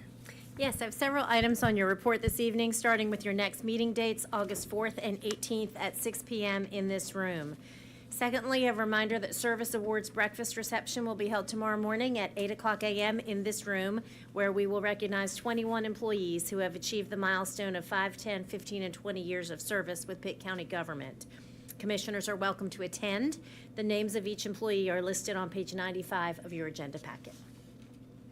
Third, thank you to all of those commissioners who attended the ribbon cutting for the Community Center Gymnasium at the Pitt County Office Park this afternoon. You've got a wonderful picture on your screen. We will do a repeat at the Twin Center at Alice Keene District Park this Thursday at 4 p.m. And those who are able to attend, we welcome you to join. Next is to announce that the chairman signed a proclamation honoring the 45th annual school reunion weekend for the Greenville Industrial Charles M. Epps High School National Alumni Association, and it was presented by Commissioner Ann Floy Huggins with Commissioner Melvin McLaughlin by her side at their event earlier this month. When the chairman signs a proclamation, it is part of your protocol to announce that to the full board at the next meeting. Next item is the Amex Can art bus. And some of you may recall that this was a grant-funded art project done by artist Sally Jacobs in coordination with Pitt County Arts Council and Amex Can to celebrate Latino history. That bus has been located at the Alice Keene District Park property since 2019. Due to the new traffic patterns and development of that park, county staff and I met with Juvencio Peralta and his team at Amex Can to discuss alternate locations for the bus, and we have moved that bus to the Pitt County Office Park alongside the Woods line behind Public Health and Human Services. Unless there's objection by the board to that location, I'll update the agreement with Amex Can. Good? Okay. Don't need a motion as long as you're okay with that. Shifting to Animal Services, and I know Tiffany Peterson, Director of Animal Services, is with us this evening. Commissioner White is your liaison to the Animal Services Advisory Board, and we are aware that several of you have received concerns about dogs and cats and some of the particulars of our current comprehensive animal services ordinance. So after talking with Commissioner White, I will include a copy of the full comprehensive animal services ordinance in your next weekly information packet. So you'll have an opportunity on your own time to review that, ask any questions you may have, and if there are any questions or a desire to change or strengthen any part of that ordinance, you can let me know, and we can have Tiffany Peterson, our Animal Services Director, come back and present to you later in August or in early September so that you understand how the ordinance is currently operating, the constraints and confines on animal services staff at this time, and then you can further direct any policy change that you would like to see considered toward that ordinance. But Tiffany, if you'll stand up, raise your hand. One of our newer department heads. She's doing a fantastic job leading this department, and we'll be back at your request to further discuss that ordinance as need be. Thank you. Also, wanted to provide an update on the fire feasibility study and the strategic plan. Both are underway and progressing well. North Carolina Fire Chiefs Consulting met with all fire departments, is gathering and reviewing data, and we hope to have a final report to this commission by the end of the calendar year. So that is moving forward and on track. Today, as many of you know, we kicked off the strategic planning meetings with Karen Wichard of Barry Dunn, our strategic plan consultant. Thank you for participating in that. We started the day with a department head kickoff, and then she had one-on-ones with each commissioner today. Next step will be the launch of Social Pinpoint to seek public feedback, community and staff surveys, and stakeholder interviews. And then community forums will begin in the fall. So I'm looking forward to that process, including you throughout the way, and we hope to have that process complete by March of next year, prior to your consideration and implementation of budget. So both of those are pretty significant studies that the board has directed us to pursue, and both are on track. Also, from a community involvement perspective, I wanted to mention that the Planning Department will be hosting its annual Housing Rehabilitation Informational Session on Thursday, July 31st at 10 a.m. and 6 p.m. at the Agricultural Center. These sessions are intended for homeowners who are interested in receiving assistance with making necessary repairs to their homes. During the session, staff will review the eligibility requirements and outline the process for obtaining repair assistance through the various housing grants that the county administers. Attendance at one of those sessions is required in order for interested homeowners to receive an application and be considered for grant funding. If you have any questions, feel free to consult with Jonas Hill about those. Your next two items are good news items of awards received at our National Association of Counties Conference last week in Philadelphia, Pennsylvania. Mike Taylor is back there. If he'll stand up, you know Mike. was honored to accept an award for Pitt County from Digital County Surveys, recognizing a second-place win in our population category for technology, security, and innovation. And there's a picture of us at the, yes. Haven't we won this several times? Yes, we have won this award in the past. We have never made it as high as second place. So typically, the top 10 in each population category are recognized. It is a very, very lengthy and in-depth application process. Multiple pages, like maybe close to 85. That requires an in-depth review of all of our practices in IT from a security and innovation perspective. So last year we were in 7th, this year we were in 2nd, so no pressure, Mike. We'll be watching for next year. And then I also want to let you know that Pitt County was also recognized for 2 successful projects that we submitted impacting our county. And we were recognized for the STI Express Clinic at the Health Department and for our firefighters recruitment campaign led by our Public Information Office. So thrilled to get that recognition when we are in a room of over 3,000 people from all over the nation. It's neat to see Pitt County, North Carolina recognized for the good work that we're doing. Thank the staff.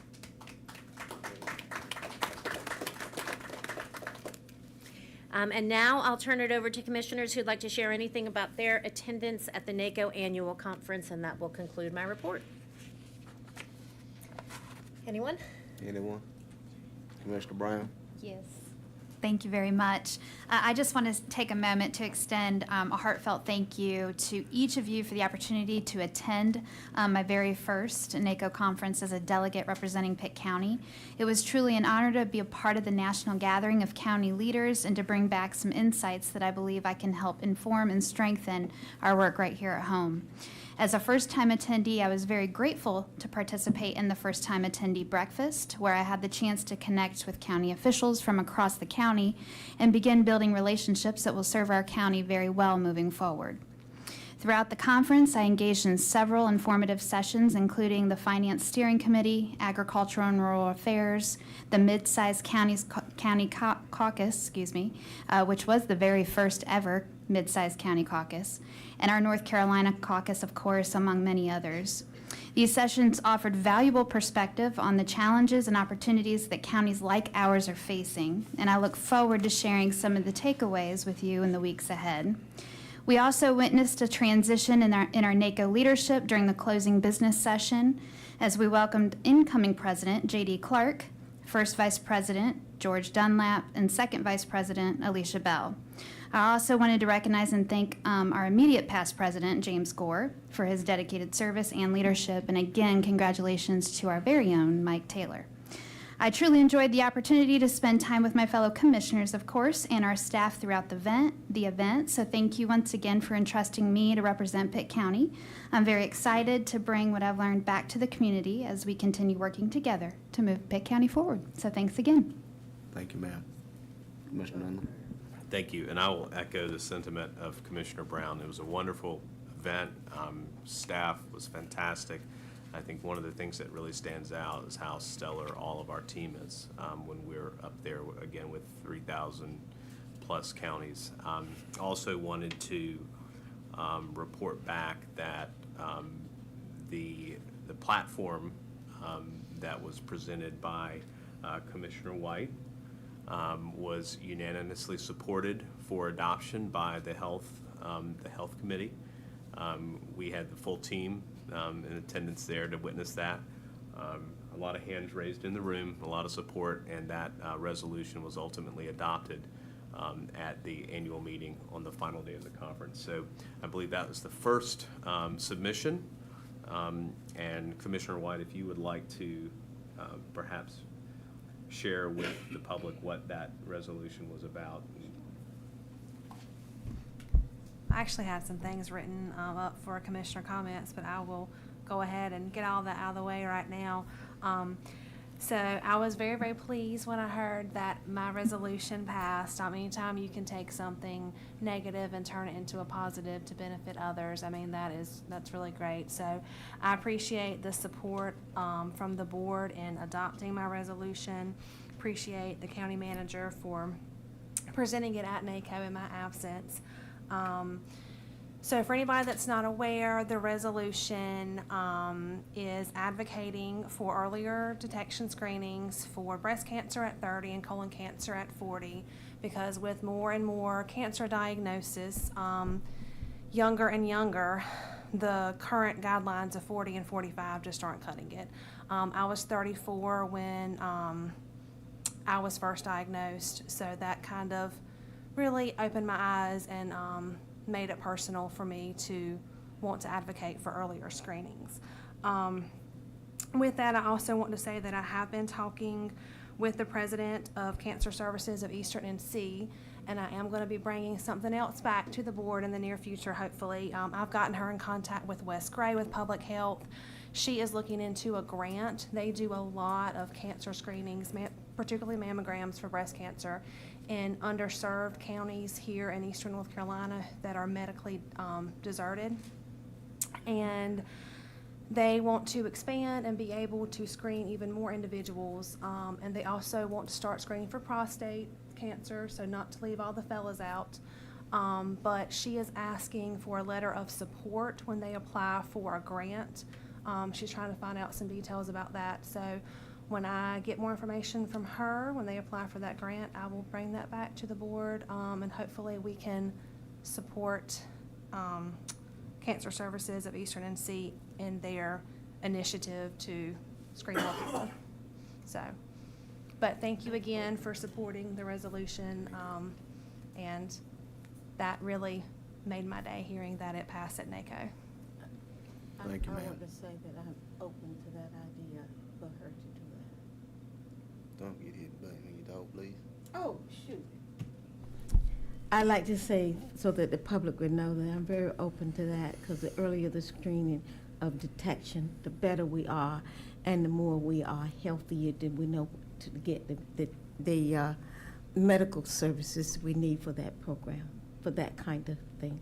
So thank you, Lauren, again, for bringing that to us. We wouldn't have known it without you. She did a good job, too. I heard she did fantastic. Yeah. She always does. Yeah. Commissioner Huggins. Thank you, Mr. Chairman. I just want to say a few things about the conference. Commissioner Brown did such an excellent job of reporting. But I know we talk about NACO, and for the public, NACO means National Association of Counties. And this was the 90th conference. And if you don't know, there are 3,069 counties, boroughs, and parishes in the United States. If you did not know that, that's how many. And the mission for NACO is to strengthen America's counties. As she said, we elected officers, but I also attended some forums but we were welcomed by the mayor also of Philadelphia. She was very very animated and and exciting. Some of the discussions that I was involved in, had present. I wasn't participating in it, but attended it. Challenges and solution to social isolation, communication strategies for county leaders, and county forum on healthy and well-being.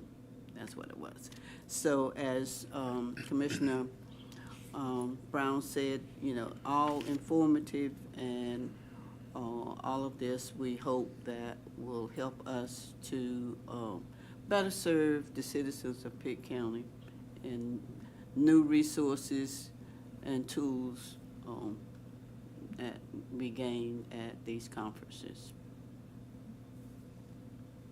Thank you, ma'am. Commissioner McGaughan? Well, thank you, Mr. Chairman, for that. I want to say I've attended a lot of conferences over the years that I've been a commissioner, and this has been one of the most enlightening and most positive conferences I've ever attended.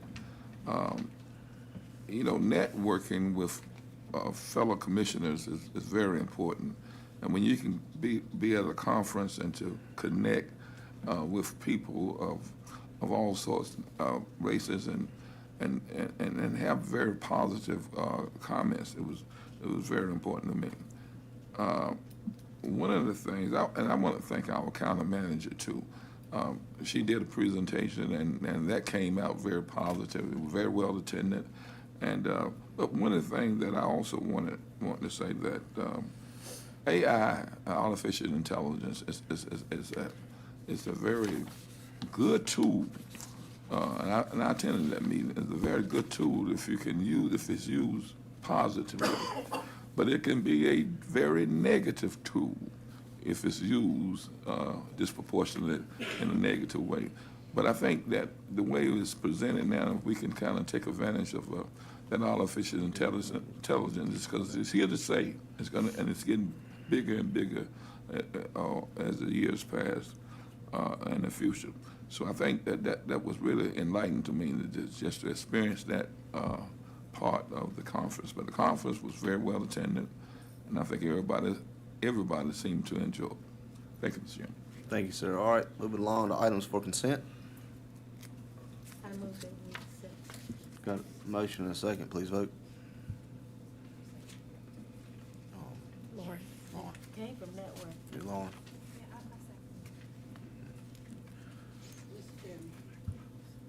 Yes, ma'am.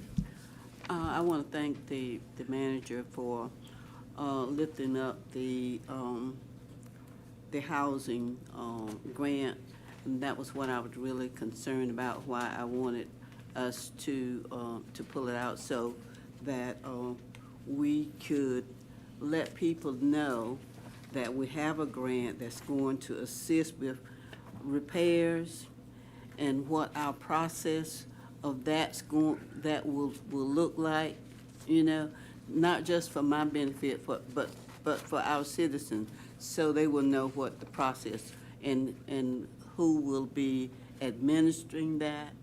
So as you announce where there's going to be a meeting at Jonas, it's going, you know, so that's why I wanted to announce that and talk about that, so people will know that we do have some money for repairs and also some money to help with hotel when people are evicted and don't have, and sleeping in their cars, you know. So that's why I wanted to pull that, so that we could announce it, and the public listening, public here could hear and what we're doing and where they can apply and everything. So thank you, County Manager, for talking about that. Thank you, ma'am. Moving on to items for decision, Mr. Randall, contract renewal with Republic Services. You are up.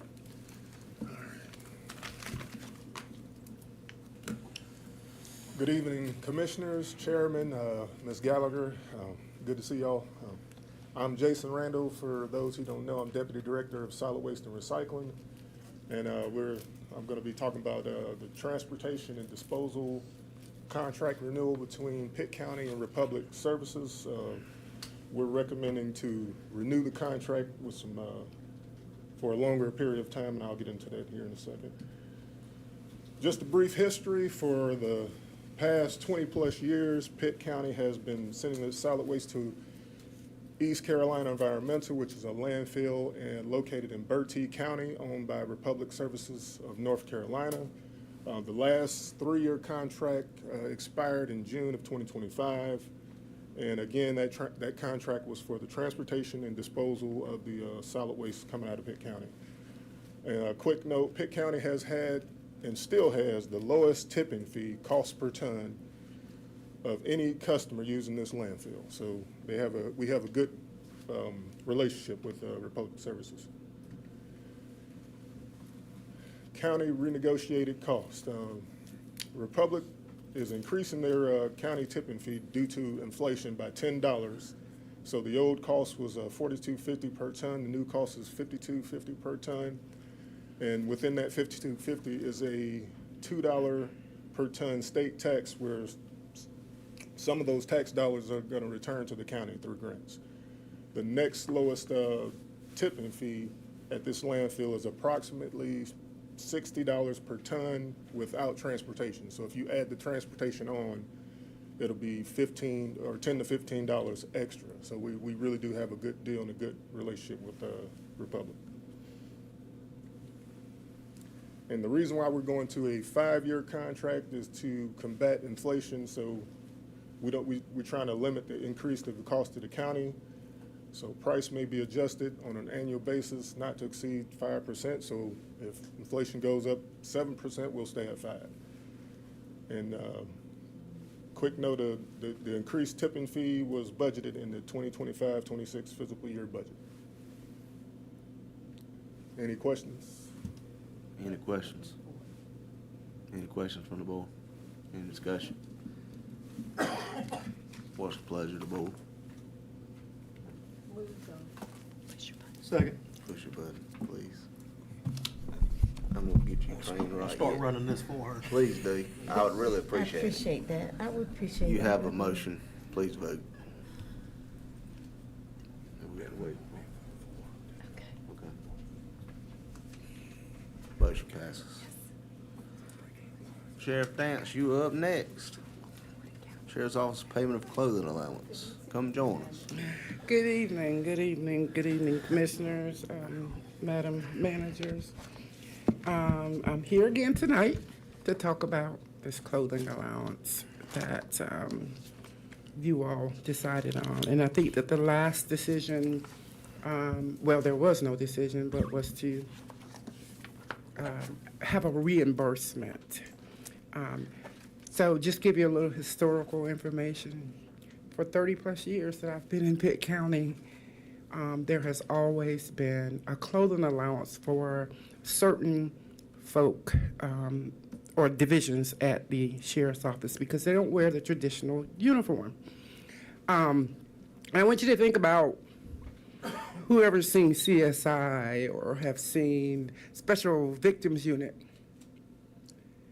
These investigators on those shows do not wear uniforms. They wear suits and ties and business attire. When you look at people in business attire, you kind of look at these people and say, oh goodness, that person knows what they're talking about, or they know their job, or they have some special training that allows them, that separates them from the different officers. So I brought two people with me. So sometimes I want people to have a visual when we're talking about clothing allowance.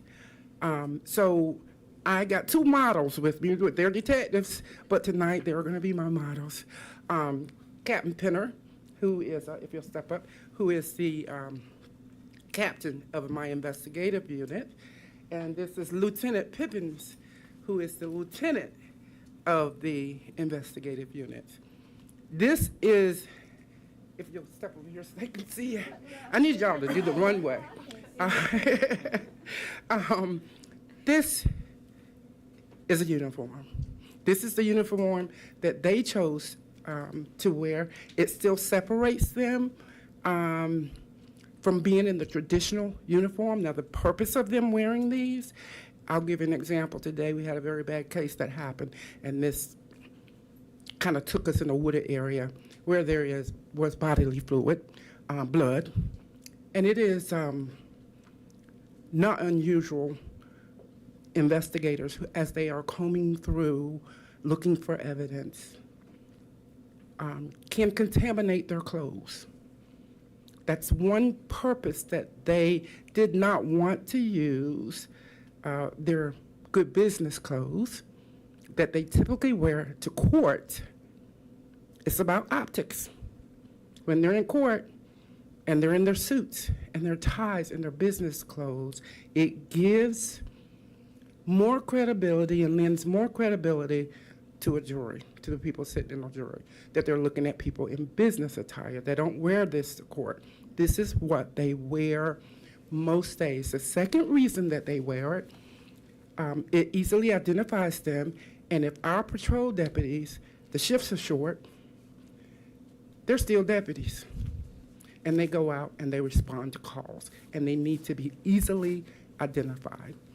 A lot of their work at the same time as investigators may keep them in an interrogation room. It may keep them doing reports, our case files. I've worked murder cases, can be this thick, spend a lot of time at the desk. And so this is somewhat more comfortable than to have the big belt and all the equipment on it. So this is the uniform that they chose, and it still separates them. It allows them to answer calls for service and be easily identified in case patrol deputies are tied up. And sometimes we run like that, where they may have to be the first responder to a call. And so they purchased these shirts and these 511 pants out of that clothing allowance that you all give them. And depending upon how many they're purchasing, Captain Penner may need 2 new shirts and then may buy a suit or shirt and ties that's going to allow him, which is essentially a uniform. That's what they're required to wear in court, and purchase some on regular clothing, business clothing, and some on their uniform. But at the end of the day, they're all deputies, and they actually, the clothing allowance that they're getting now is much less than what we typically spend on outfitting our patrol deputies. My gang unit is the same. They are part of our fall under investigations. My drug units may not wear that because, for obvious reasons, they don't need to know that there's a drug officer that's doing a confidential buy.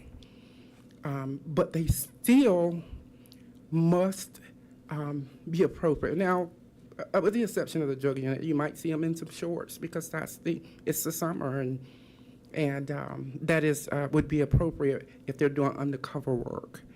But I did want you to understand,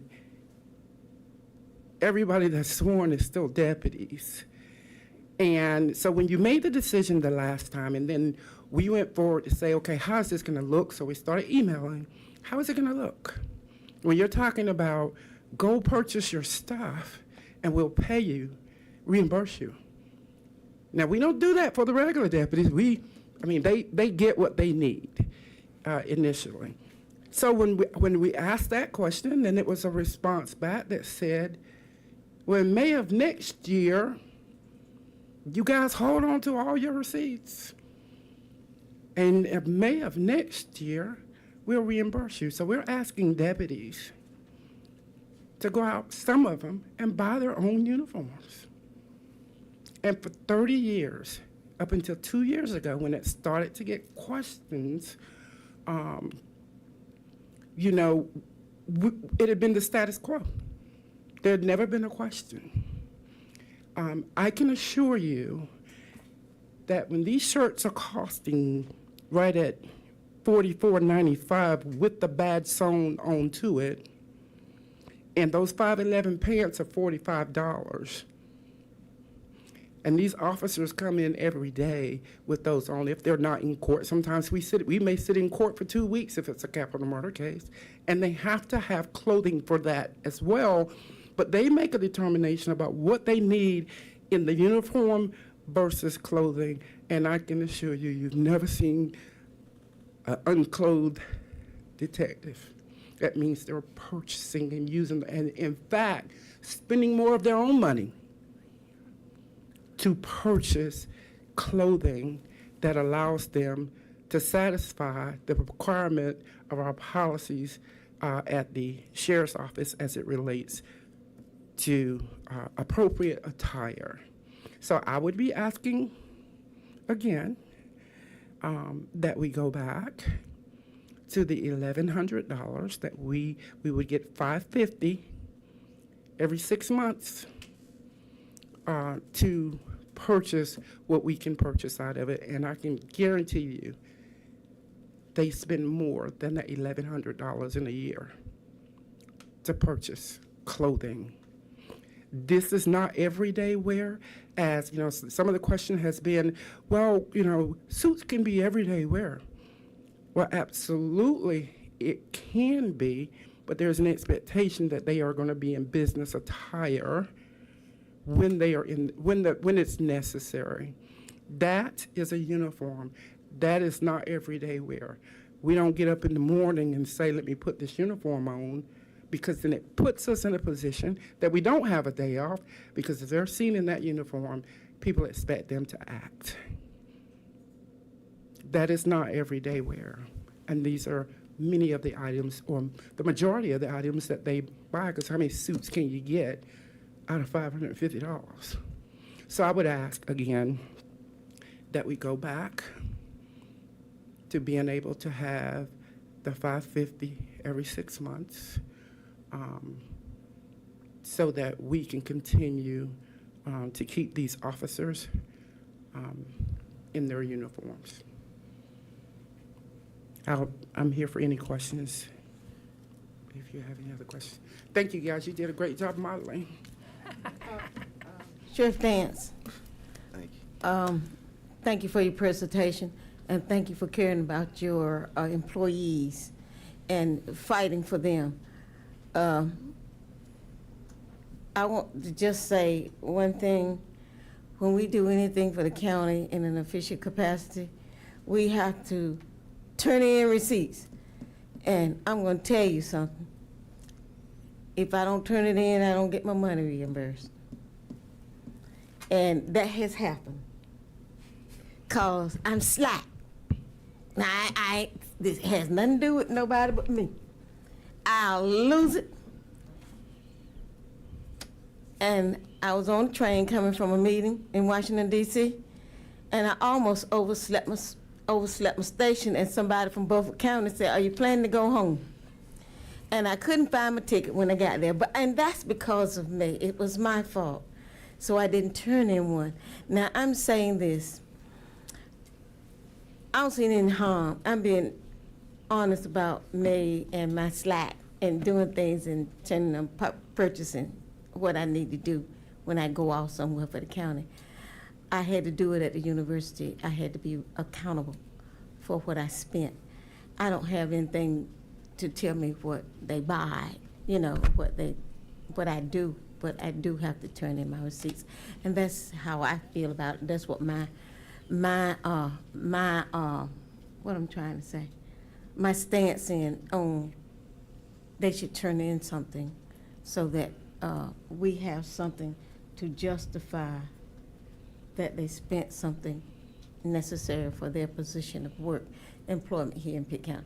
That's just what I'm saying as to how I have voted on that issue. But I was looking at the shoes. Well, I understand that, Miss Mary, but if you were wearing that and you walked in a store or whatever, you're not wearing anything that has an expectation that they act.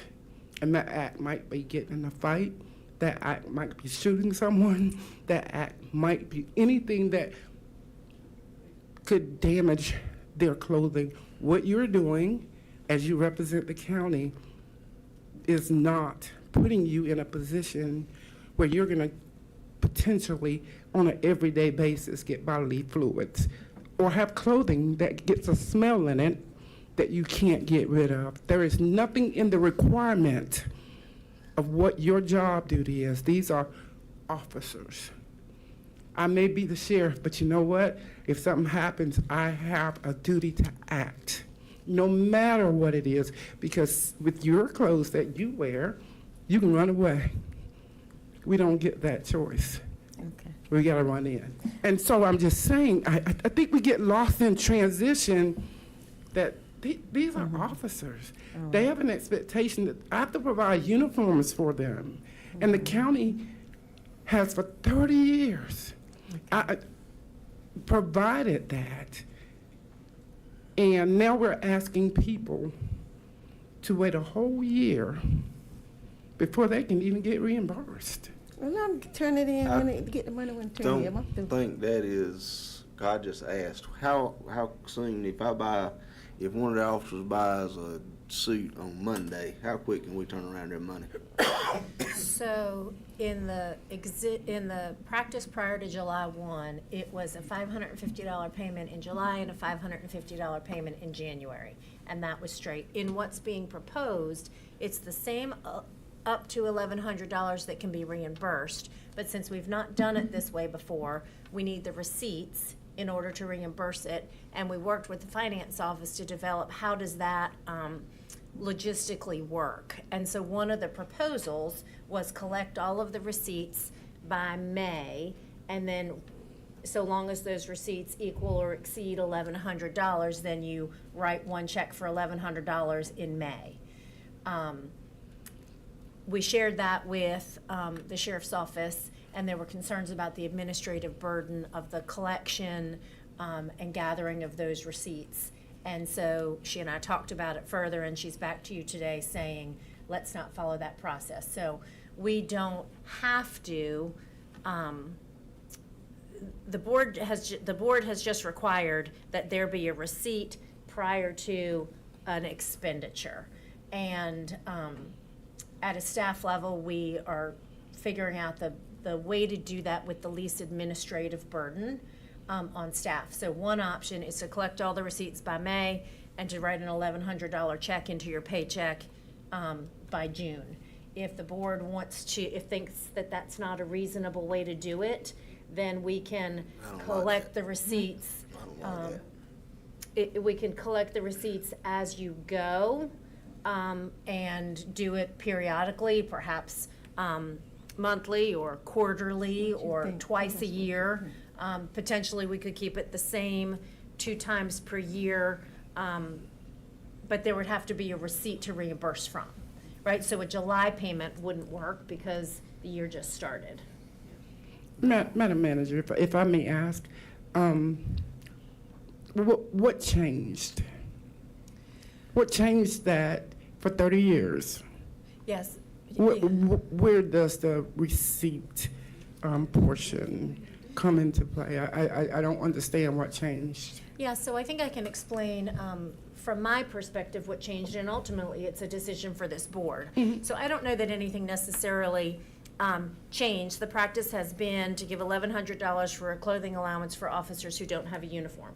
And the practice continues to be $1,100 for an officer who is not assigned a uniform.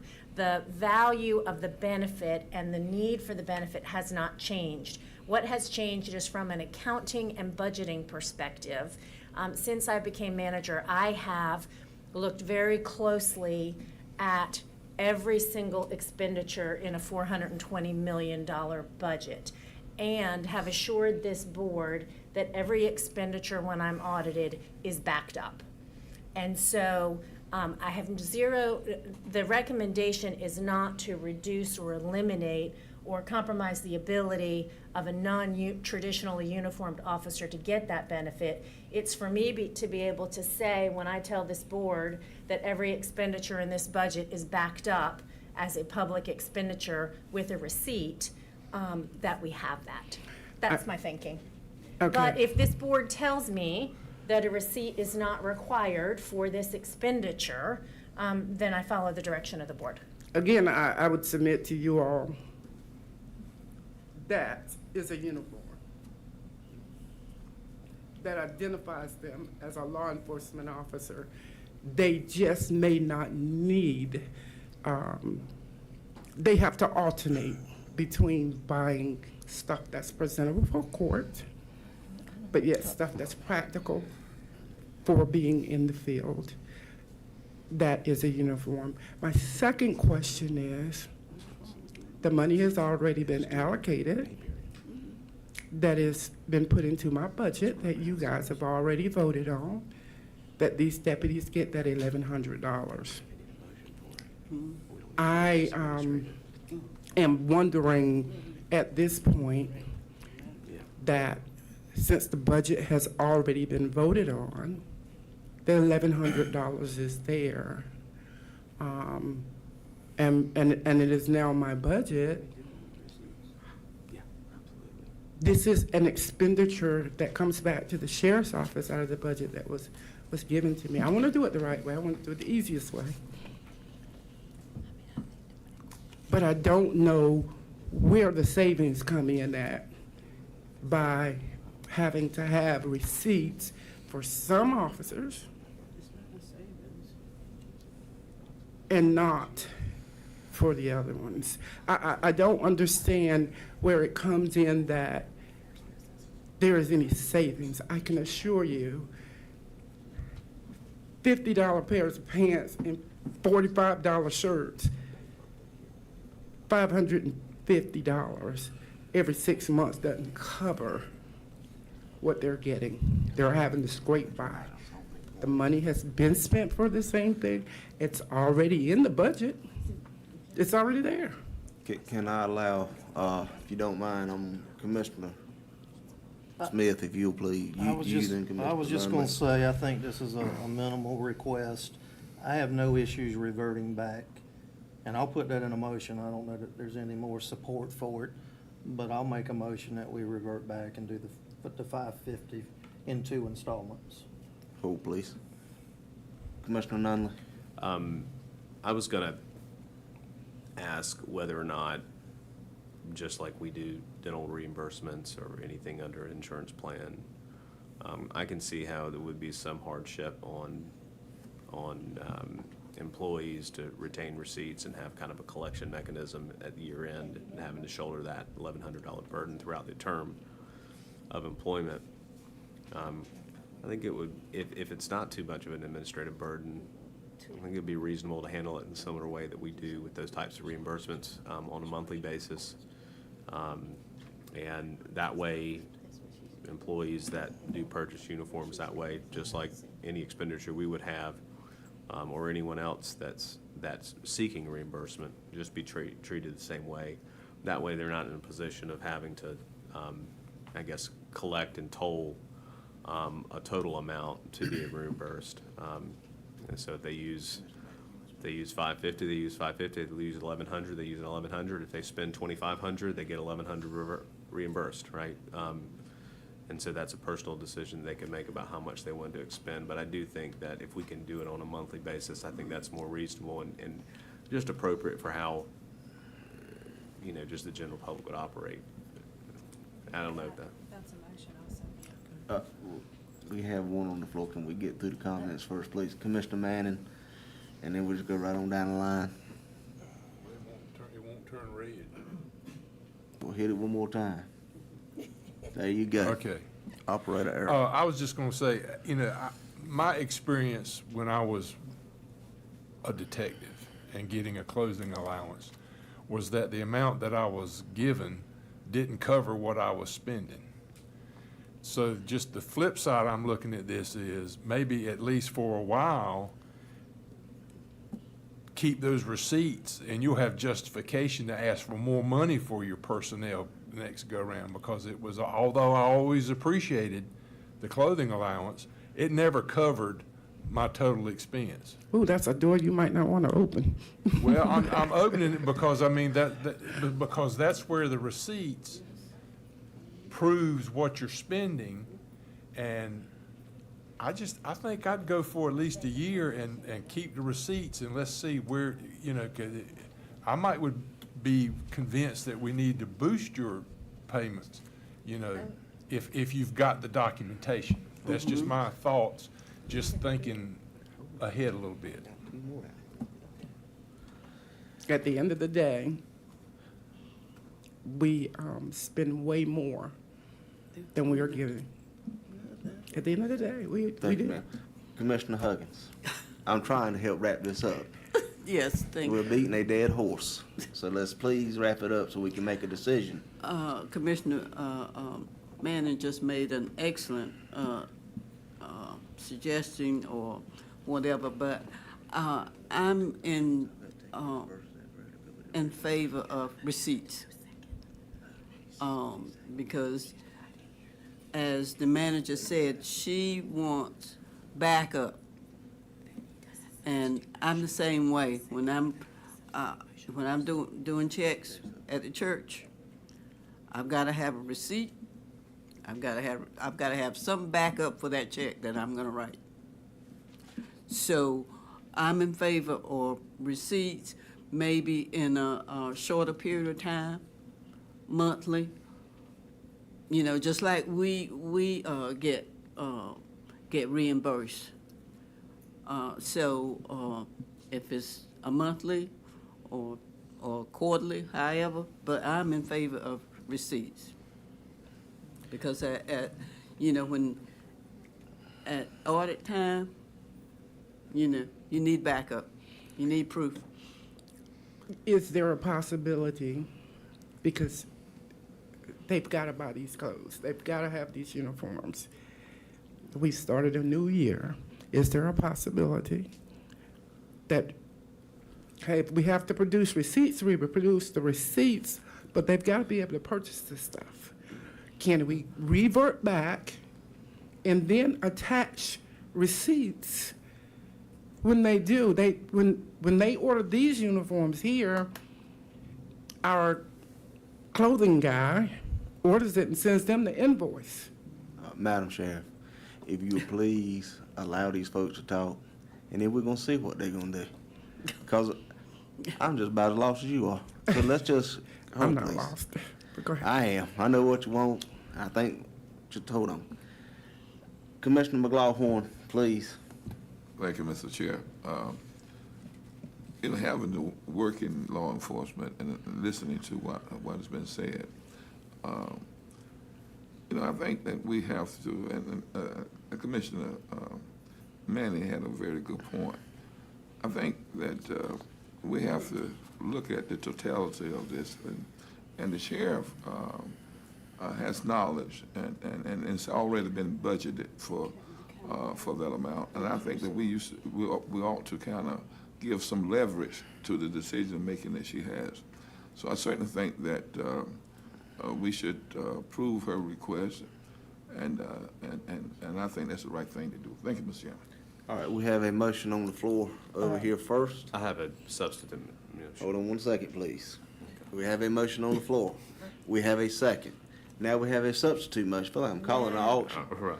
So go ahead. Substitute motion, that we do require receipts, but direct staff to collect receipts on a monthly basis and have reimbursements happen within the month or as soon as practicable under the circumstances. I second that. And let me just be clear too, I'm sorry, because I'm not sure where the current situation is, how it's going to be done administratively, but that the reimbursement be capped as budgeted for, right? But that if it's below or if it's above, right, it's just you're reimbursed up to that amount, right? So if it's $850, you still get reimbursement for $850. If it's $2,500, you get reimbursed for $1,100. And like Commissioner Manning says, if administratively we find that there's significant expenditures that we're not supporting, then we'll have a better, clear picture of that. And I think that'll go forward to addressing the concern and hopefully addressing the concern of the employee being reimbursed in a timely manner so that they don't shoulder that burden financially when it's being utilized. So that's my motion, long-winded. You have a motion and a second. You have to vote on the substitute motion first. Please vote. Does everybody understand what you're voting for? You're voting for, as far as I understand it, that you will turn in receipts and they will get the money as soon as we can make that happen. Is that correct? That's correct. It seems to me like we're asking everybody to do triple the work. I agree with you, and I'm ready to move on. Did you have another comment? Please vote. I'm not gonna accept comments. We're What we gonna vote. voting on now? If you want to do like what we voted on before, where you got to do it, Piecemeal by piecemeal? yes, Yeah. that's about the best way to say it. But I think, if our manager is asking, okay. Hit it again, Mary. I don't think it went through. Well, you saw me hit I that did. time, didn't you? Rochelle, I need you to vote, please. Motion failed. Now we will vote on the original motion, which is to pay you twice a year as original. Please vote. Oh, So repeat that motion again. Okay, hold please. The next vote is to go back to the original way it was, where you get paid $5.50 twice a year in your check. what, No receipts. manager? No receipt? No receipt. That is the way the motion was, No receipt? Yeah, that is the way the motion was given. no receipt. We voted for the receipt. This is the no receipt. Please vote.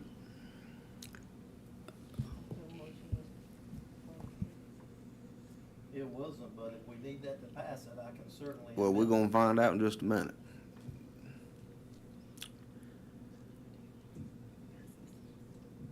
Motion passes. Thank you, ma'am. And Mr. Chairman, I just would say, I would still keep the receipts to show some documentation and maybe boost your budget next time. Yes, sir. That's right. Thank you, all. ma'am. Thank you. Moving on to number 3, appointment to the Pitt Greenville Airport Authority. Madam Manager. Yes, on page 236 of your agenda package are the candidates for the Pitt Greenville Airport Authority. Michael Robertson's term expired on that authority on June 21st, 2025. He is not seeking reappointment. We'd ask you to nominate an individual to serve on the Pitt Greenville Airport Authority for a 4-year term beginning now until June 21st, 2029. As a reminder of your process, you nominate names when there are no further, do not need a second for a nomination, and then you'll vote in reverse order. All right. Commissioner Nunley, you're lit up. Well, in an effort to make sure we have a broad candidate base, I nominate John Menges III.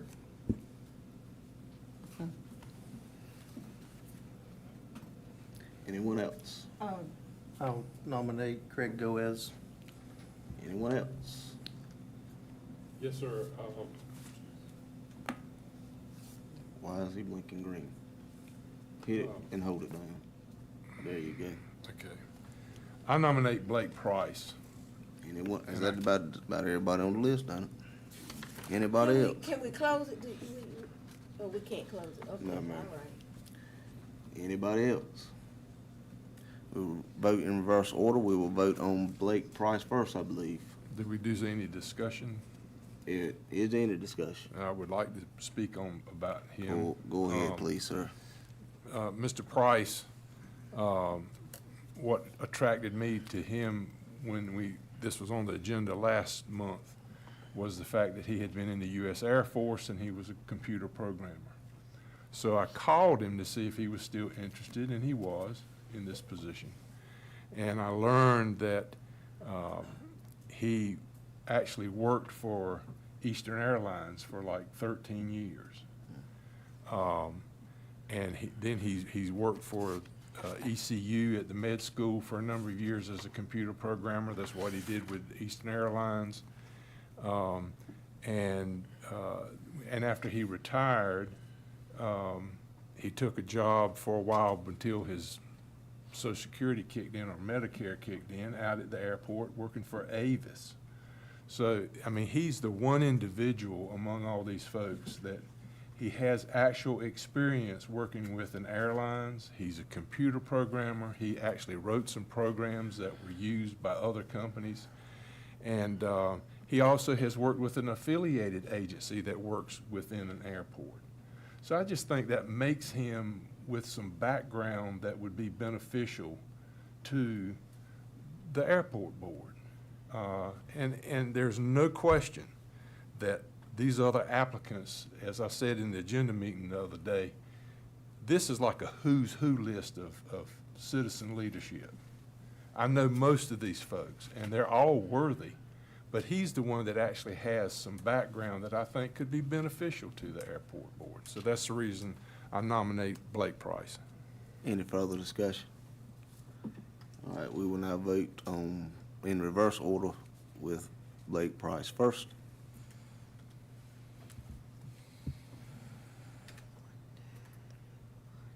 Mr. Price fails. Who was second? Craig Goes. Craig Goes, going down the list.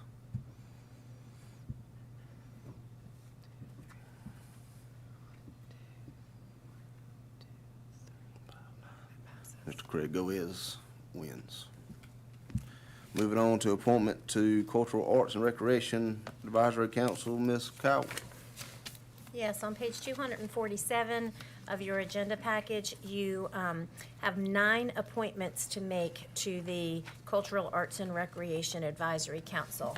And if there's anything Jennifer wants to add, I don't want to cut her short, but your list of applicants is on page 247, and you would need to select 9 through a nomination process, and it would be acceptable to nominate a block of 9 if the board so chooses to do that, rather than voting on 9 individually. Mr. Chairman, I have, Hold on one second. Go ahead, please. I would like to know, can we, make a justifiable reason as to why we think somebody before we do the vote? That'll be in the discussion, yes, ma'am. Okay. Yes, ma'am. I would like to ask, since we have 9 slots, we have 9 commissioners, and 9 districts, why not have a person from each district represented? Yeah, and that's why on page 247, we have listed next to each name their district. So you'll see a name on page 247, and then you will see a number and a letter for your ease in knowing who's in your district as opposed to looking at each application. And they are listed that way of the applicants received. Page 247. But we have 9 here. We got more than 9 We on have- this list. So, So, You have 13. We don't have but one from District 2, and would you please put him up there?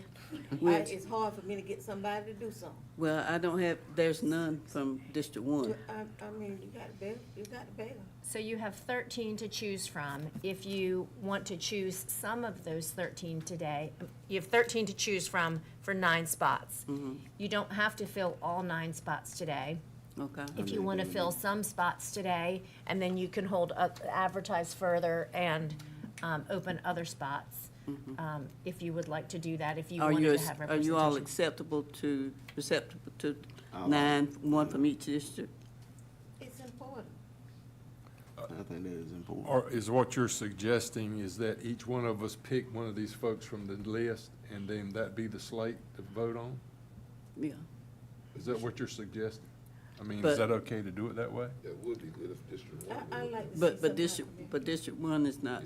So leave District 1 open until we can, So we have pick 8, choose 8. I mean, because all of these folks currently serve on the community schools, so there's no reason to think any one of these folks couldn't continue. Correct. All are qualified and eligible to serve. All have Yeah. served on the Community Schools and Recreation Board and would be willing to serve on the Cultural Arts and Recreation Board. It just needs to be a new appointment. And because it's a county board now, the size was adjusted to 9 to reflect the commissioner districts. Yes. I accept my one, and I'm finished. thank you. I don't want to be bickering on my whole. And if easiest to do it that way, we could do it in 9 separate motions or 8 separate motions, and that's absolutely fine, Mr. Chairman, however the That's board fine, desires. we'll do that. I Go. just did mine. Start on So we one start end. with District 2. Yep. Would you like to make Say that John motion? Williams, that's who up here, that's who he had the courage. All right, District 2, you got, Thank you. And then can I make a motion for mine? yes. Okay, so I'll make a motion for Brenda Hawkins for District 6B. Okay. So yours would be for B, right?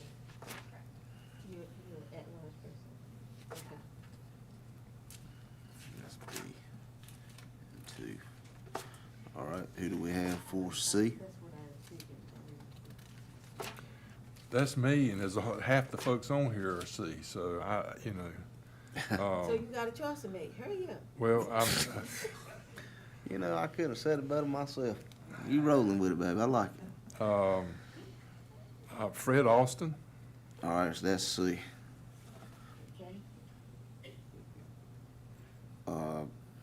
Andrea Norris for 4. How about 5? Andrea Norris, That's what you been. that's 4. That's me. All right. District 3 only has 1, Karen Simons, I'll accept her so that's for nomination. 3. All right. 5, Marla, Brenda Smith. 5. I believe that covers. So A Is your person not here? and 1. Is that correct? All right. How about 6? I'm just over here playing any, mini, miny, moe, because there's a lot from District 6.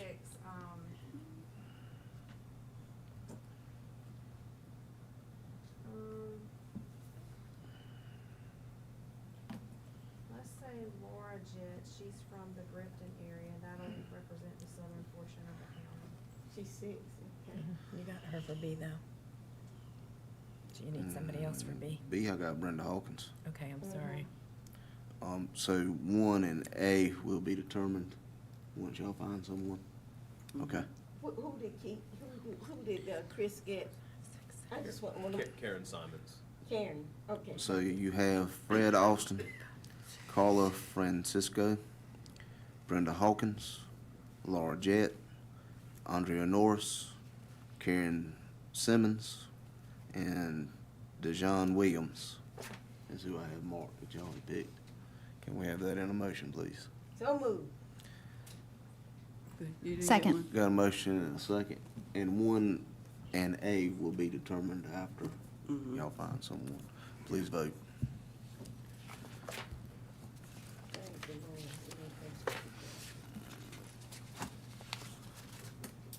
Who Oh, didn't- did I need to vote? Yes, please.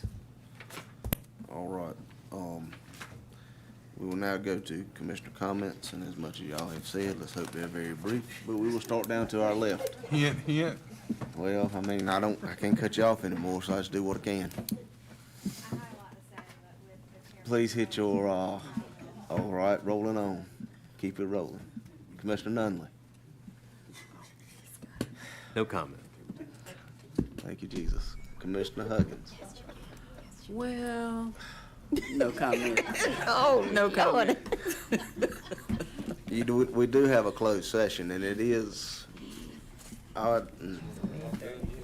so Commissioner McLaughlin. Well, I was at the, thank you very much. I was at the conference, and. We've already talked about the conference. Well, I know, but this is my comment. I was at the conference, and I was stunned by this statement.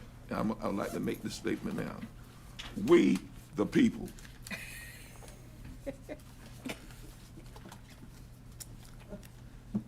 We, the people. Do you get that? I get it. I got it. I got my little bell. If y'all don't hush, I'm gonna start flinging it. Commissioner Manning? No comment, sir. Thank you. Commissioner Brown? No comment. Smith? No comment. No Perkins comment. Williams? Let's go in closed session.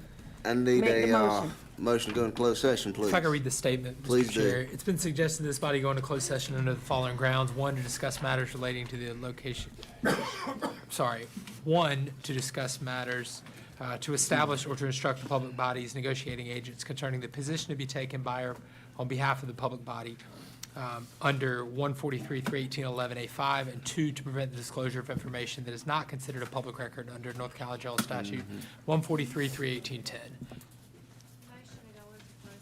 You got a motion and a second. Please vote.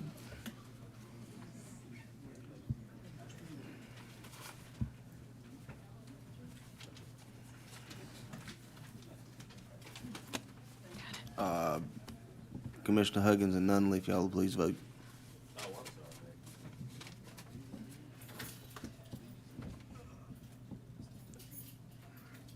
All right. Thank you.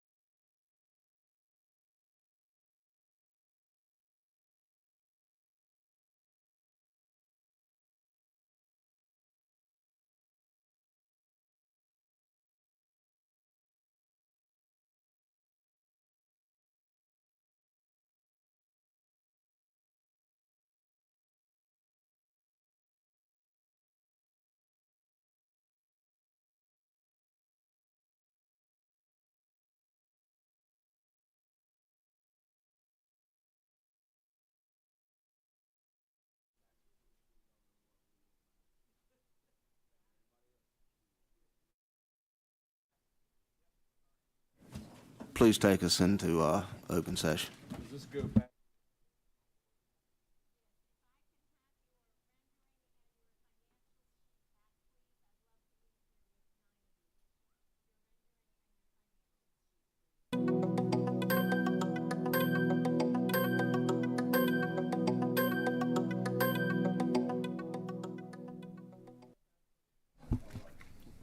All right, welcome back.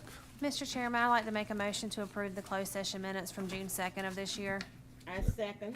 You got a motion and a second. Please vote.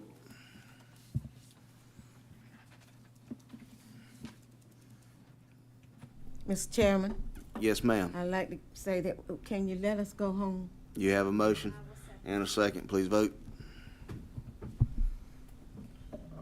Go wherever we going, get out of this building. Host Matt, please vote. Natalie wants to stay. Obviously, you do too. You ain't voting. Never mind.